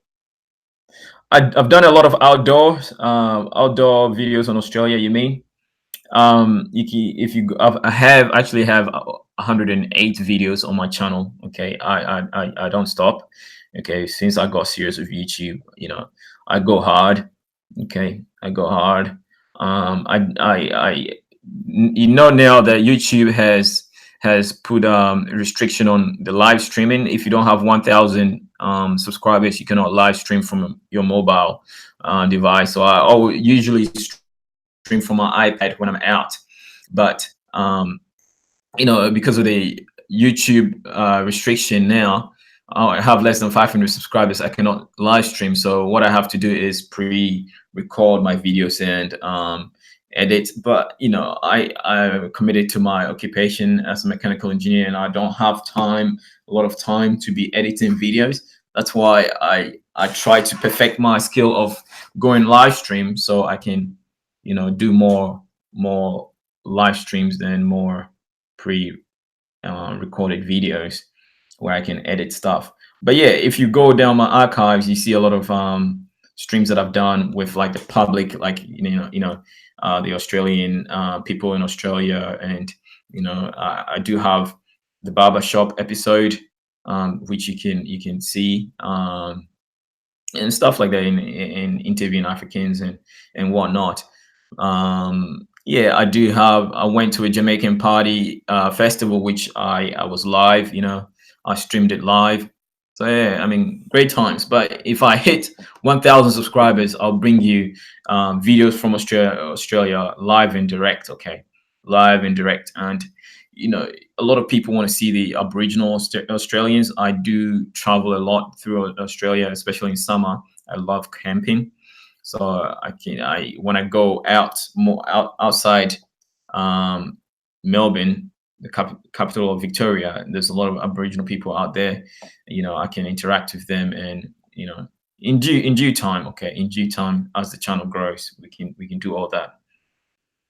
So yeah, like the video. Thank you, Fantastic's World. Thank you for that. Anyone who wants to be a moderator as well, please put your hands up. I'll gladly make you a moderator. So yeah, anyone wants to come on? Okay, anyone wants to come on? All right. Is there anyone who wants to come on? Please come on. Come on, Lily, come on. Daddy Muna, come on, please. Come on. China Gucci Armani, come on. You want to jump on? You want to jump on? You're still in bed. Where are you at the moment, family? Fantastic World. Where are you, sister? What's your country, or where you reside in at the moment?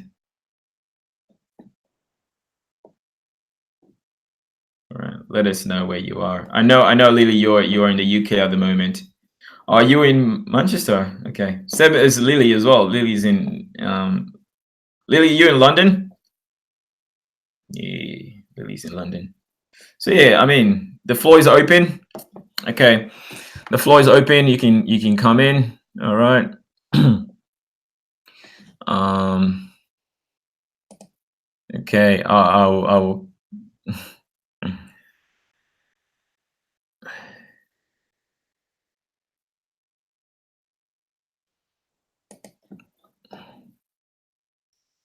All right. The floor is open. Let's see.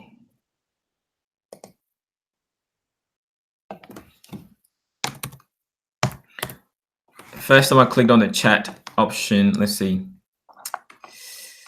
Uh,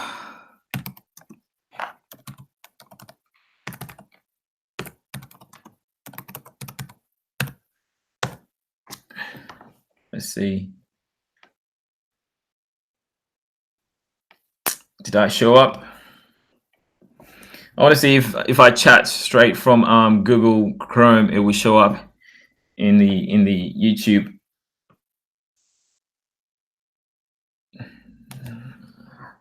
I don't know how this works really, but yeah, it did not show. So I guess this is only going to be in the Hangout. So yeah, I mean, yeah, come on, family. Don't let me do this by myself. Okay, don't let me do this by myself. It's getting boring now. It's getting boring now. I hear crickets. I hear crickets. So please come in. Come in. Anyone wants to join, please come in.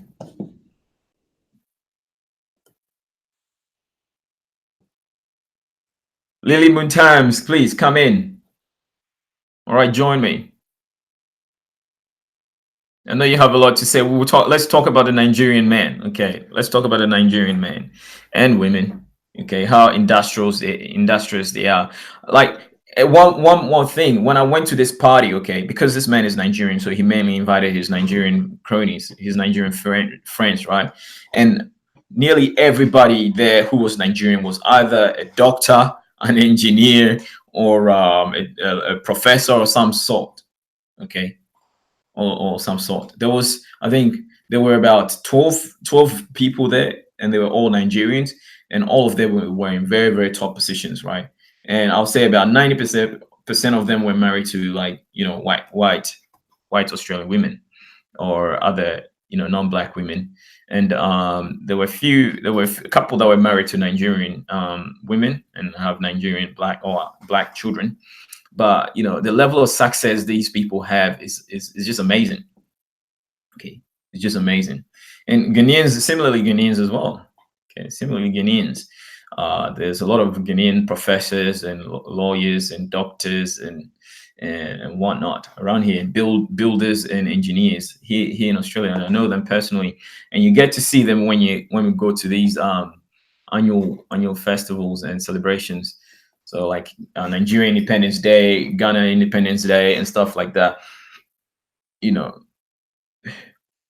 There's a whole lot of them. Okay, I personally know a Kenyan man who is like one of the general managers for Telstra, which is the nationwide nationwide telecommunication company, and he's Kenyan. So I mean, Africans are doing it big here. Okay, Africans are doing it big. Nigerians are some of the highest paid ethnic groups in America. Yeah, precisely. Even white people fear Nigerians. White people are jealous of the level of success of these Nigerians. Okay, you have surgical doctors being Nigerians, and I mean top architects and whatnot. It's not an accident. Yeah, it's not. Of course not. They work hard for it. They work hard for it. And when you go to the Nigerian embassy in I mean the American embassy in Nigeria, you have thousands of people queuing up to go to the United States.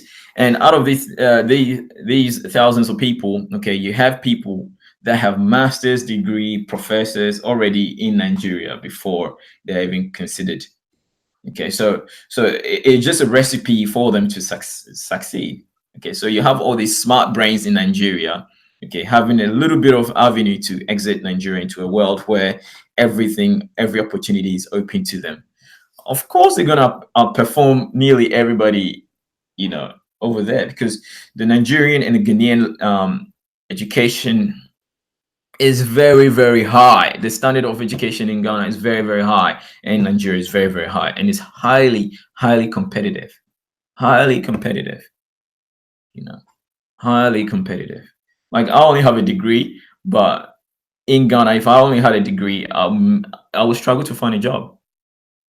Okay, you need to have like a master's degree and probably another sort of degree or some sort before you even get a job in Ghana. You know, before you get some sort of job in Ghana. So, and I think it's the same in Nigeria. Okay, so I mean, when you look at all these Nigerian intellectual heads, like Wole Soyinka and was it Wole Soyinka? Chinua Achebe. I mean, come on, it's no coincidence. Okay, these people are born. They're born to be warriors. They're born to be the super eagles of Africa, man. And they're born to be the super powerhouse of Africa. So yeah, there you go. There you have it. If they can come together and unite properly on a better on a better scale, they will do so well. Nigeria will do so well as a country, and Africa as a whole would do so well, you know. So yeah, family, come on, please. Again, I don't think anyone wants to join. I don't think anyone wants to come in. I don't think anyone wants to join this stream. Lily, you still there, sister? Are you still here? Are you still here? All right, please like the video, like the stream. Let's see. Please like the stream. I currently have 4 people watching, 6 likes. That's pretty good. I gave myself a like. Okay. I gave myself a like.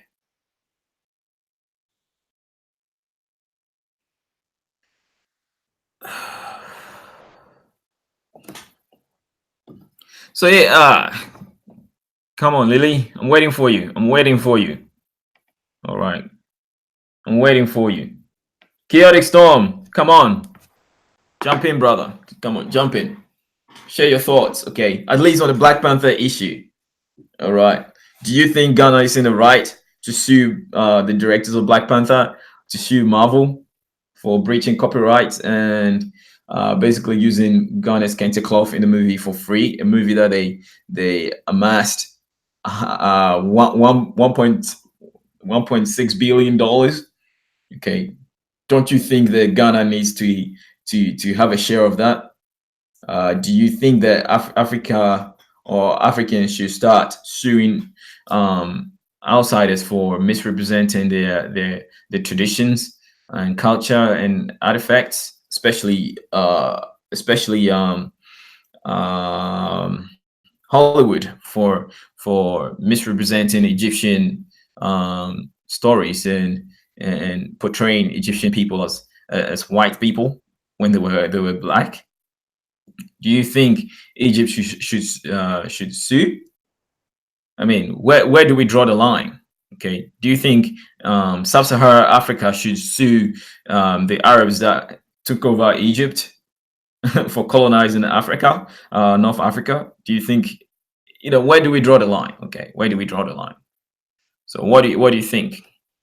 All right, I have sent Dynast an email, and if I wake up early enough, I should be able to do a stream with Dynast, and we should talk about this issue here. But yeah. Oh, you have a question here, Chaotic Storm. What's your opinion of African legal systems? What kind of government works best for Africa? Socialism, capitalism, communism? I think socialism, communism can be placed under socialism. Okay. Communism. Yes. Uh, communism can be placed under socialism. But I see it as there's two forms of government. Okay, capitalism and socialism. So Africa works best with socialism. Okay, when you look at countries that rely on family structure, okay, it's always socialism. When you look at China, okay, when you look at India, um, majority of Asian countries, it's also socialist governments. And the irony here is, United States, which is a champion of capitalism, okay, even here in Australia, okay, employs the social aspects of socialism, like when you have your healthcare and stuff like that. It's all socialist, reforms. Okay, capitalism, you won't have true healthcare under capitalism. That's why the healthcare of Australia, I mean the United States, is flawed.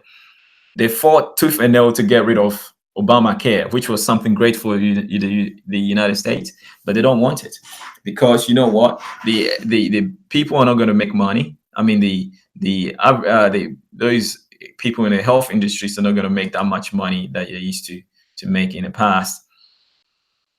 But they want every cent in their pocket, and that's what capitalism does. But then again, okay, all your innovations and your new technologies or innovations, period, okay, is fueled by capitalism. Okay, capitalism is what led to the slave trade and everything else. The desire for people to make money at the expense of others. That's capitalism. Okay.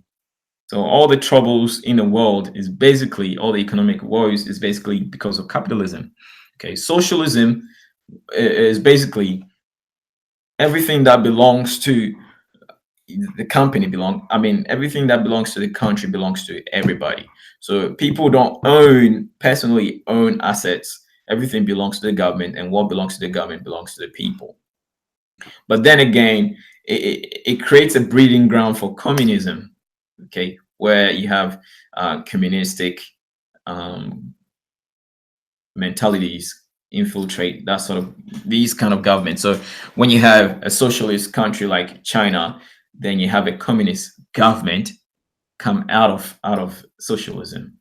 Okay, there you have it. So chaotic storm. I kind of used to think capitalism worked best. So yeah, I mean, capitalism works best because capitalism rewards hardworking people. Okay, capitalism rewards hardworking people. So capitalism led to the rise of like the Lauren Buffett's and Bill Gates and stuff like that, even Donald Trump's and stuff like that. Okay, this is capitalism, but you won't have that under socialism, even though okay in China now they're beginning to change their strategy.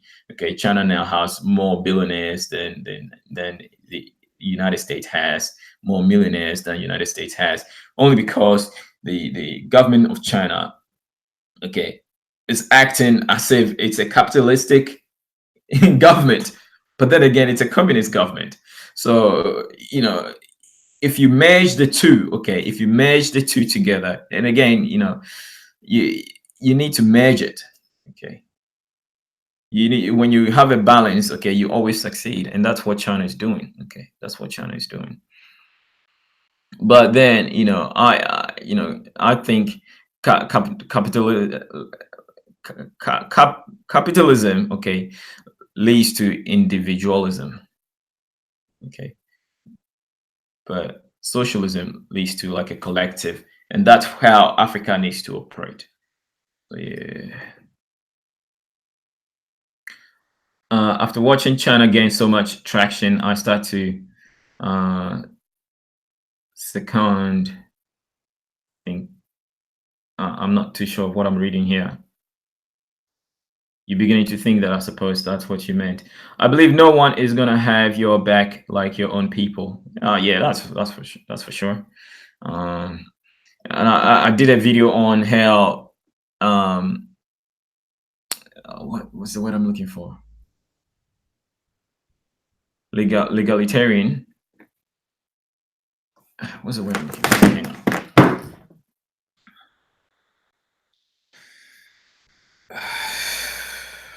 Let me check. Let me check my. Let me check this word one quick.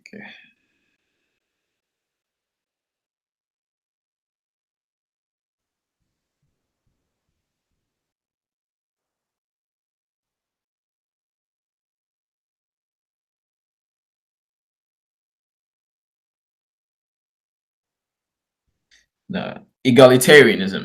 Okay, egalitarianism. Okay, it's a word which describes the egalitarian. Okay, someone who is an egalitarian is someone who believes that who wants equality for basically equality for all. Okay, you can't have egalitarianism in in a capitalistic environment. No, you can't have that. It can only exist in socialist countries, and successfully that existed in the former USSR, in Russia.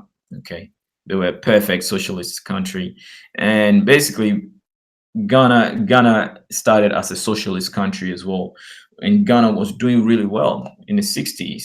Okay, majority of African countries were doing so well, but it creates a breeding ground for for dictators, for dictators, people who want to be in power for the rest of their lives. You know, dictators will use that means to stay in power for so long, to the day they die, basically. You know, so that's what socialism does. You know, look at Putin. How long has he been in power for? You know, how long has he been in power for? So, what else is this? Capitalism works when you have a group at the bottom, which in here in America is the black people. Yeah, that's what even that's where the word comes from, to capitalize on something, to take advantage of something. So I will capitalize on this opportunity to make money. So basically, that's what the whole thing is about. So capitalism creates an underclass of people, a consumer base of people. You know what I mean? A consumer base of people. That's why, you know, people in the United States, I mean, black people in the United States are kept where they are because they spend trillions of dollars buying stuff that they can't even produce. Buying stuff. That's what capitalism does. But whereas in a socialist government, like as in former USSR in Russia, you know, government gives you food, government gives you car, government gives you housing. You do not own anything. You do not have any personal assets. Okay. You do not have any personal assets. But then when the government goes to shits, I mean, you go into shits. So give and take. I mean, the most successful form of government is capitalism. But then again, you know, it is what it is. So you're just hoping that, you know, in capitalism, the rich are getting richer, okay, and the poor are getting poorer. But you only hope that the rich will always give a lending hand to the poor. So musical, thanks for joining the stream. Please, can we beg our leaders to stop putting us in debt with the Chinese government? I fear for our tomorrow. Okay, with the China's debt, okay, China's debt in Africa is mainly in East Africa. So I think so far, I think Ethiopia is it? No, Kenya has the most debt to China. I think 90 billion dollars. 90 billion dollars. Okay. Kenya owes China that much money. And then I think next is Ethiopia, that owes about $45 billion. But the good thing is, okay, this money is in infrastructure development. So they're going to make that money back. Okay. So when Africans patronize all these infrastructure, like say the SGR, the Standard Gauge, gauge railway service, whatever. Okay, they're going to generate income to pay back. Okay, all the airports, it's going to regenerate itself, and the money is going to be paid back. Okay, if the leaders don't squander half the money before they start the project. So I like the idea that China goes there and even takes its own engineers to embark on a project, so Africans don't mismanage this money, because we know it's what Africans do, right? So the Ghana wants to develop its railway service as well, but it's instead of asking China, it's asking South Africa to help them do that. So which is really fantastic. So, and this opens a whole new, it changes the game, a whole new ball game for Africa with the Africa free trade. Um, you know, um, uh, what do you think of a new world with China as a superpower? Is this good or bad for Africa? I think it's good for Africa. Everything else, everything else is good for Africa. This is time for Africa to shine. I'm saying this right, like the job that I'm doing here in Australia, I'm being paid 10 times more than someone doing a similar job in Africa is getting paid. So, and all this is in manufacturing, right? So if eventually the government, and it's already happening, okay, Australia has moved 60% of its manufacturing into Asia for cheap labor. Okay, so now China, to a point where Asia is it's gone very, very high now in terms of economics, to a point where Singapore has no manufacturing. All they do is logistics. Okay, so they can afford to invest into manufacturing. And where else in the world is better to invest in manufacturing than Africa? Okay, so China is already moving their factories to Africa. So it's good for Africa. Okay, as China rises, Africa rises. Because all these infrastructure. Okay, China is changing again, being a superpower now. They're moving away from being the manufacturers now, or the slave laborers. Okay, and now it's gonna be Africans now. So it's good for Africa because a whole lot of Africans are earning less than $1 a day. But when China moves the industries into Africa, these people are going to be making $10 a day, which is like 10 times more than they already earn in Africa. So I mean, it's going to be great for Africa in terms of lifting living standards. And as the people's living standards increase, okay, these people are going to be having big ambitions. Already the Africans have the skills and knowledge, but all they need is infrastructure. All they need is infrastructure. So whoever is smart enough to invest into infrastructure in Africa will be doing great. Look at Dangote is investing in infrastructure and industries. That's why he's a billionaire in Africa. Investing into oil refineries, cement plants, agricultural processing plants. I mean, this is what it is. This is where the money is. Okay, this is where the money is. And the population is there to work. Okay, the population is there to work. So yeah, China rising to the top as a superpower is really good for Africa, because Europe don't want to give Africa any infrastructure, but China is giving Africa infrastructure, which is great. Okay, China is more of a friend, an ally than a colonizer. and from the history. Okay, I've come here a couple of times. I've read to you since history how China has been helping Africa when all Europe was doing was colonizing Africa and, you know, raping Africa, burning infrastructure down, and stuff like that. But China has always been investing in infrastructure in Africa. Okay.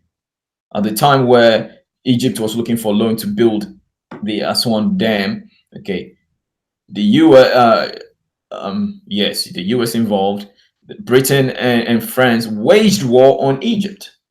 They waged war in Egypt. Okay. And the United States don't want to give Egypt any loan. But China gave Egypt loan to build a dam. When you look at the Grand Renaissance Dam in Ethiopia, okay, China is funding that. The United States are not funding that. The United States invest 56 or 58 billion dollars. Okay, all-time investment, $58 billion in Africa. Okay, and primarily education and healthcare.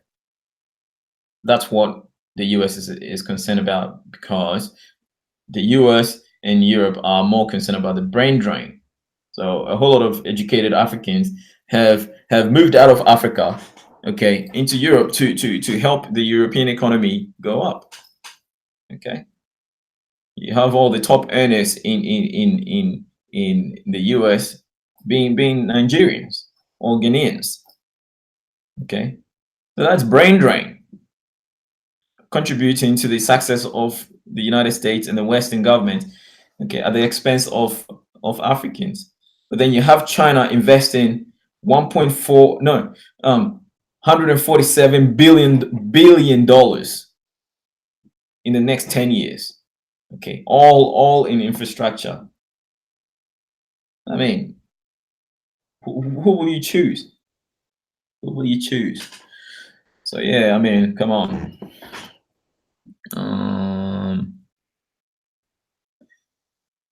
So yeah, please, musical, please, can we beg leaders to stop putting us in debt with the Chinese government? I fear for tomorrow. So yeah, again, yeah, I heard Uhuru Kenyatta was refused to borrow more money from China.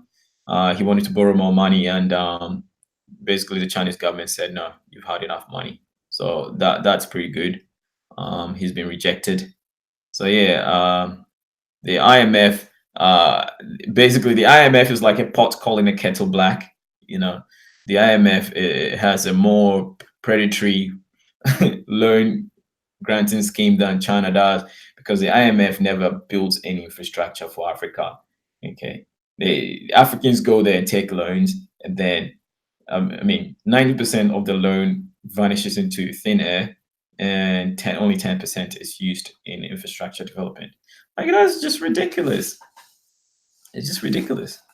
You know, but China, actually, when China comes with their loans, okay, China actually brings the infrastructure, builds the infrastructure. China builds the road, okay, and then in return, China takes maybe your gold or your natural resource or whatever they need, right? So that's a fair trade. But the downside is that the African governments don't go into proper deals with the Chinese government. They sign the deals, but they sign it to the advantage of the Chinese. Okay, so they sign a deal like they get a loan which has interests. Okay, but then China can go and get the natural resources from Africa with no repercussions. You know, they don't have any interest on anything. So even before the loans have been paid, okay, Africa is paying a lot of interest on those loans from China, whereas China is basically getting the natural resources basically for free, or basically on the cost of that interest alone. So I mean, they know how to do business, but obviously the African governments don't know how to do business. Basically, even if they know how to do business, it's too selfish. You know, they're too selfish, and don't do business to benefit their people. They just do business to benefit themselves. Like for instance, Cameroon owes China. I'm not sure the exact amount of money Cameroon owes China, but China forgave Cameroon like $1 million of their debt. So this right now is a party for it's a party time, champagnes and whatnot for the Cameroonian government. Okay, he's probably gonna take a private jet to Switzerland where he has his private home. You know, which is sad. Which is sad. So America has already started their own plan with the IDFC, which they want to invest $60 billion in certain African nation to undo the effects of Chinese investment.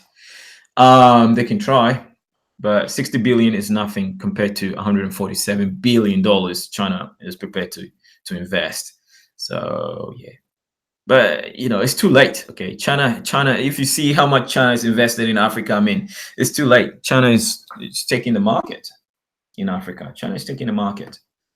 Okay, China is taking the market. I love this kind of platform, musical. I love this kind of platform.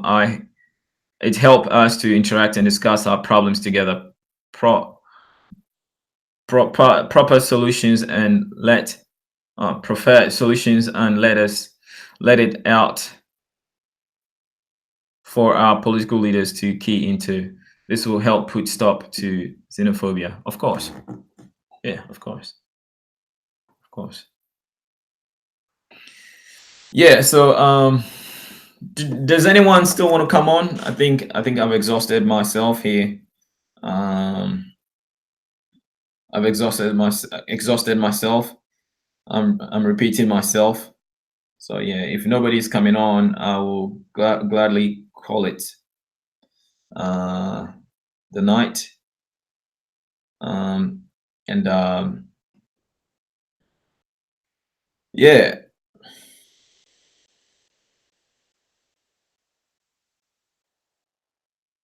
I'll call it a night.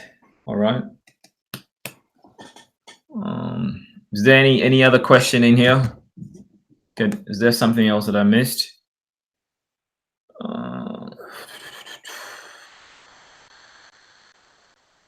Akon said it best. No other place in the world can you become a millionaire than in Africa. Of course.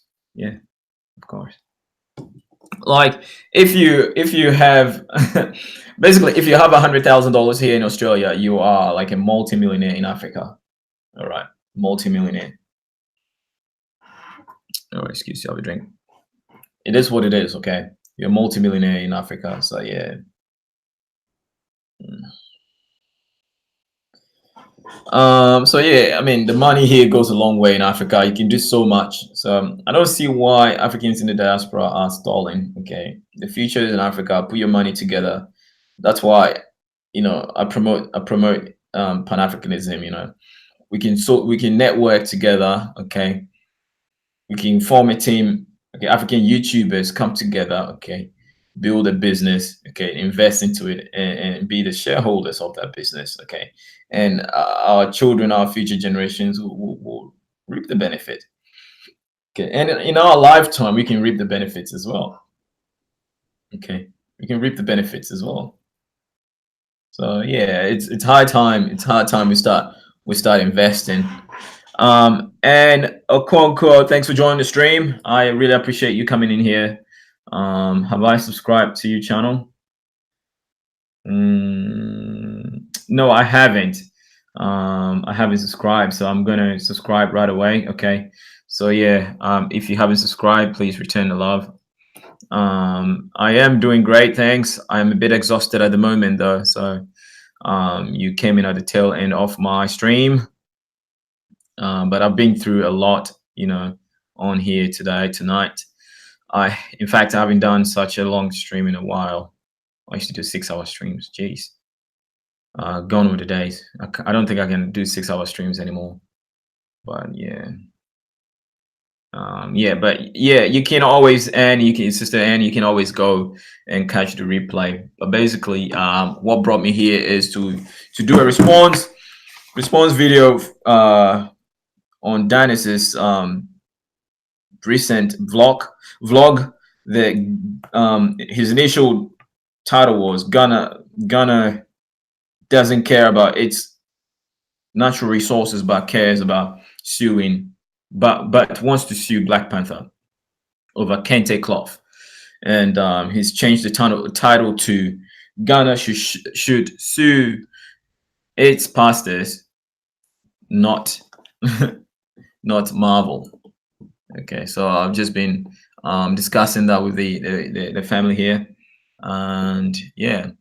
Okay, so the only thing that will keep me going now is if somebody actually wants to come on. Okay, again, I'll put my email address in the chat. Chiefdryno.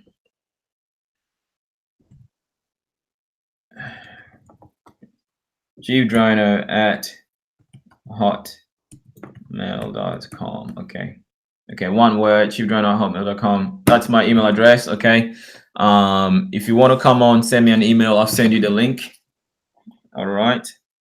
Otherwise, I'm calling it the night, and I'll see if I can come on to Dynast channel in the morning. So yeah. Musical, if we have an enabling environment, we have the best place to do business. Of course. All right. The enabling environment, I think the enabling environment is there. Okay. But we do have too many interferences. Okay. Too many interferences. Okay. People who operate, not in the best interest of Africa. Okay. That's what's happening. But the environment is there for Africa to do well. Okay, for Africa to do well, it's there. We have the natural resources, we have the people power, we have the innovative mind. I mean, we have friends, we have allies. Okay, so the environment is there, but it's just the people, people that act on behalf of Africans. Okay, that are not in the best interest of Africa. That's it. That's it. All right, that's it. So yeah. Thank you for joining the stream. Musical, let's see. Did I subscribe to your channel? Go to the channel. You've got 2 subscribers. You got like African wildlife. I love this. Okay, I'm concerned about the wildlife of Africa as well. Yeah. So you basically, 10 most dangerous animals in Australia. Right. So you do have Australian animals here. So you love animals, right? Okay. I'll subscribe to your channel. There we go. So yeah, let's help your channel grow, okay? I'll help your channel grow. All right. So yeah. If we have an enabling environment, we have the best place to do business. All right. So yeah, again, I'll take it further. Okay. We do have the environment. Okay. We just don't have people that have the best interests of Africa at heart. Okay. When you look at Nigeria, okay, who knows about the Eco Atlantic Lagos City project? I mean, when you look at what this city is gonna be, okay, it's like it's gonna surpass like New York City. It's gonna be like Singapore. Basically, it's gonna be like Singapore. The architecture, it's just going to be bar none, and it's going to be the benchmark for future African cities. Yeah, you saw that chaotic storm, didn't you? I mean, they've already started construction. They've already started construction, so it's going to be extraordinary, right? So the environment is there. The environment is there for us to operate, but it's the people. It's hard to find committed people to get together and do stuff, and the money is there. Yeah, it looks very attractive and impressive, right? Have a look at the Ghana one as well. Chaotic Storm. Ghana has one as well. Ghana has a you know, modernization future plan as well, and this has been approved by the government of Ghana too. So it's gonna go on very very soon. Have a look at the Ghana one too. It's quite impressive. Mm, It's very impressive. So yeah, I mean the environment is there. Environment is there. We have all the natural resources, all the wealth, all the mineral wealth to do that, and you know having the African economy rising, in 50 years, majority of the African countries' economy is going to surpass that of France. And if you imagine all the African countries that use a francophone, francophone countries that use a French franc, if they move away from that French franc and stop paying that $500 billion a year colonial tax to France, you can just imagine what's going to happen to France. It's going to cripple France. It's going to cripple Europe's economy. So these people are, they're going to fight tooth and nail to, keep suppressing Africa. So it is what it is. So yeah, on it, chaotic storm. So yeah, did you see it? Yeah, if you can catch that. In fact,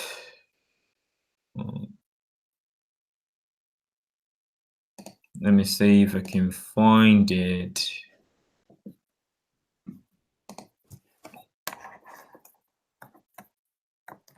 New Accra City.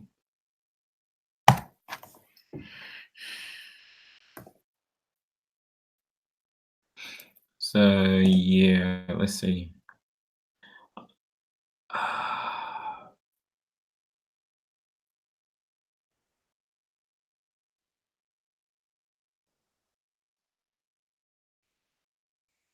I'm not gonna play the whole thing in case I get copyright. I get some copyright strikes. Um, so let's say, let me share my screen. Share screen, application window.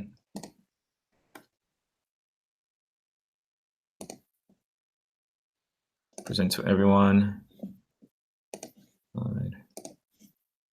All right.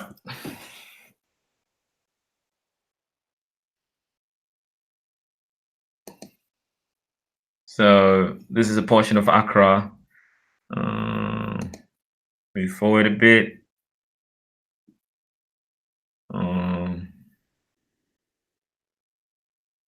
So from something like that, it's gonna look like that. Okay, and that's the Independence Arch there. So they've labeled it, and this is what it looks like. So all this is like the original look in Ghana at the moment, but all these are future plans, okay, of development. This is also what's going to look like. This is the Osu Castle currently. Okay, everything here is pre-existing in Ghana. Okay, at the moment, but here is the modernization, the new bit of the Accra city that they're going to build. So yeah.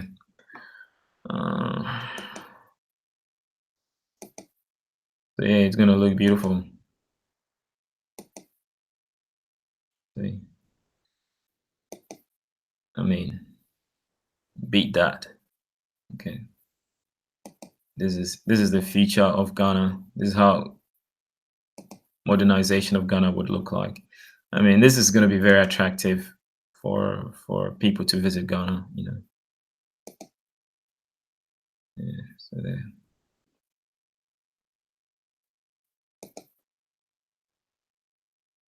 Yeah. So all this is computer generated, but yeah, that's gonna be it. All right. It's gonna be it. So whilst I'm on it, so they don't get upset with me. I'm just gonna subscribe to them. All right. visit Ghana. So Marine Drive Tourist Project. Okay, so that's what it is. Yeah, education purpose using your video, right?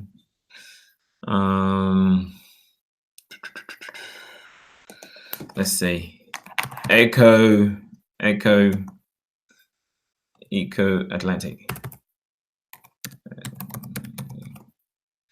2019.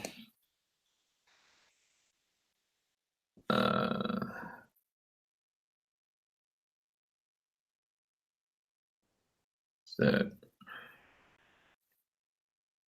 let's see, being Nigerian. Okay, this person is not gonna get me for copyrights. So yeah, so construction has already started. See, they reclaim the sea. Okay, this is what they're doing. This bit there. So this is original existing Victoria Island, Lagos. So they reclaim this bit of out of the sea. Okay, and they're building a new city on top here, right? And this is what construction has already started. This is what it looks like. It looks like Dubai, doesn't it? It looks like Dubai. You know, I know Ghana doesn't have the same economy as Nigeria, but small beginnings. Small humble beginnings. Okay, this is what it looks like from the sky. Look at this beautiful Atlantic Ocean. I mean, come on, so beautiful. Yeah, so beautiful. What else? Hey, look at that. This is what it's gonna look like.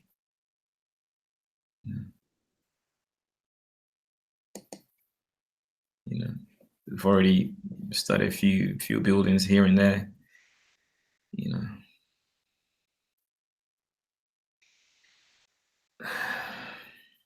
Show you some computer generated images.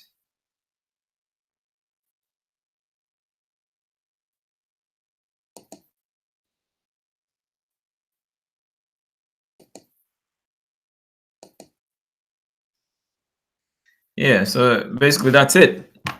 Okay, Echo Atlantic. Okay, so Africa is changing. All right, Africa is changing, and it's high time you took it seriously and invest in Africa. We can all come together, okay, as YouTubers, African YouTubers, and invest something like Eco Atlantic. We have a common interest in even one single. I'm getting hungry. My tummy's growling. But one single skyscraper, at the waterfront. There's a place in Melbourne called Docklands. Okay, it's the most expensive part of Melbourne. Okay, stop presenting. Okay, I'm back to myself now. It's the most expensive part of Melbourne. Okay, it's the waterfront.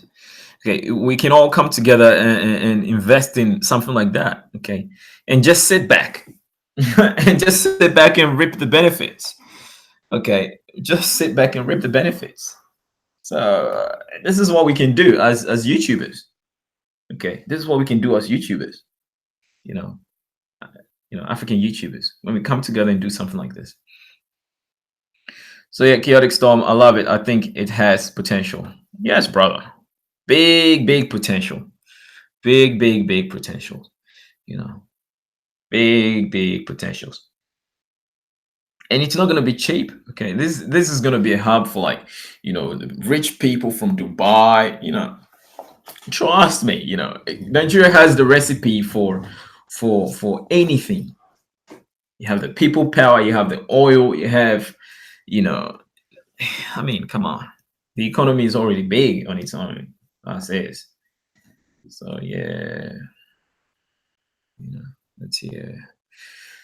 All right, family. I think I've had it. I've had enough. I've had it. Okay, I've had it now. It's becoming a bit irky at the moment. So yeah, nobody's joining me. I'm tired talking all by myself. So yeah. Until next time, please stay united. promote Pan-Africanism, unity. We stand, divided we fall. It's only through unity that we can do it. All right, it's only through unity that we can change our narrative. Yeah, and everything that we do, we need to do it through love for one another as Black people, and unity, and having hope in a brighter future of Africa. Having faith in Africa is the only thing I have faith in. Actually, Africa is the only thing that I have faith in, to be honest. So yeah. Until next time, okay, thank you all for joining me, Chaotic Storm and Okonkwo. And Okonkwo, you must be Nigerian, because I remember that story. Was it Chinua Achebe that wrote that story, Things Fall Apart? Okonkwo. Great story, by the way. Great literature. We have Musical. Thanks for joining the stream. Again, Chaotic Storm. Everyone here that contributed. Fantasticals World, thanks for joining the stream. Lily Mew Times, thanks for joining the stream. China Gucci Amani, thanks for joining the stream.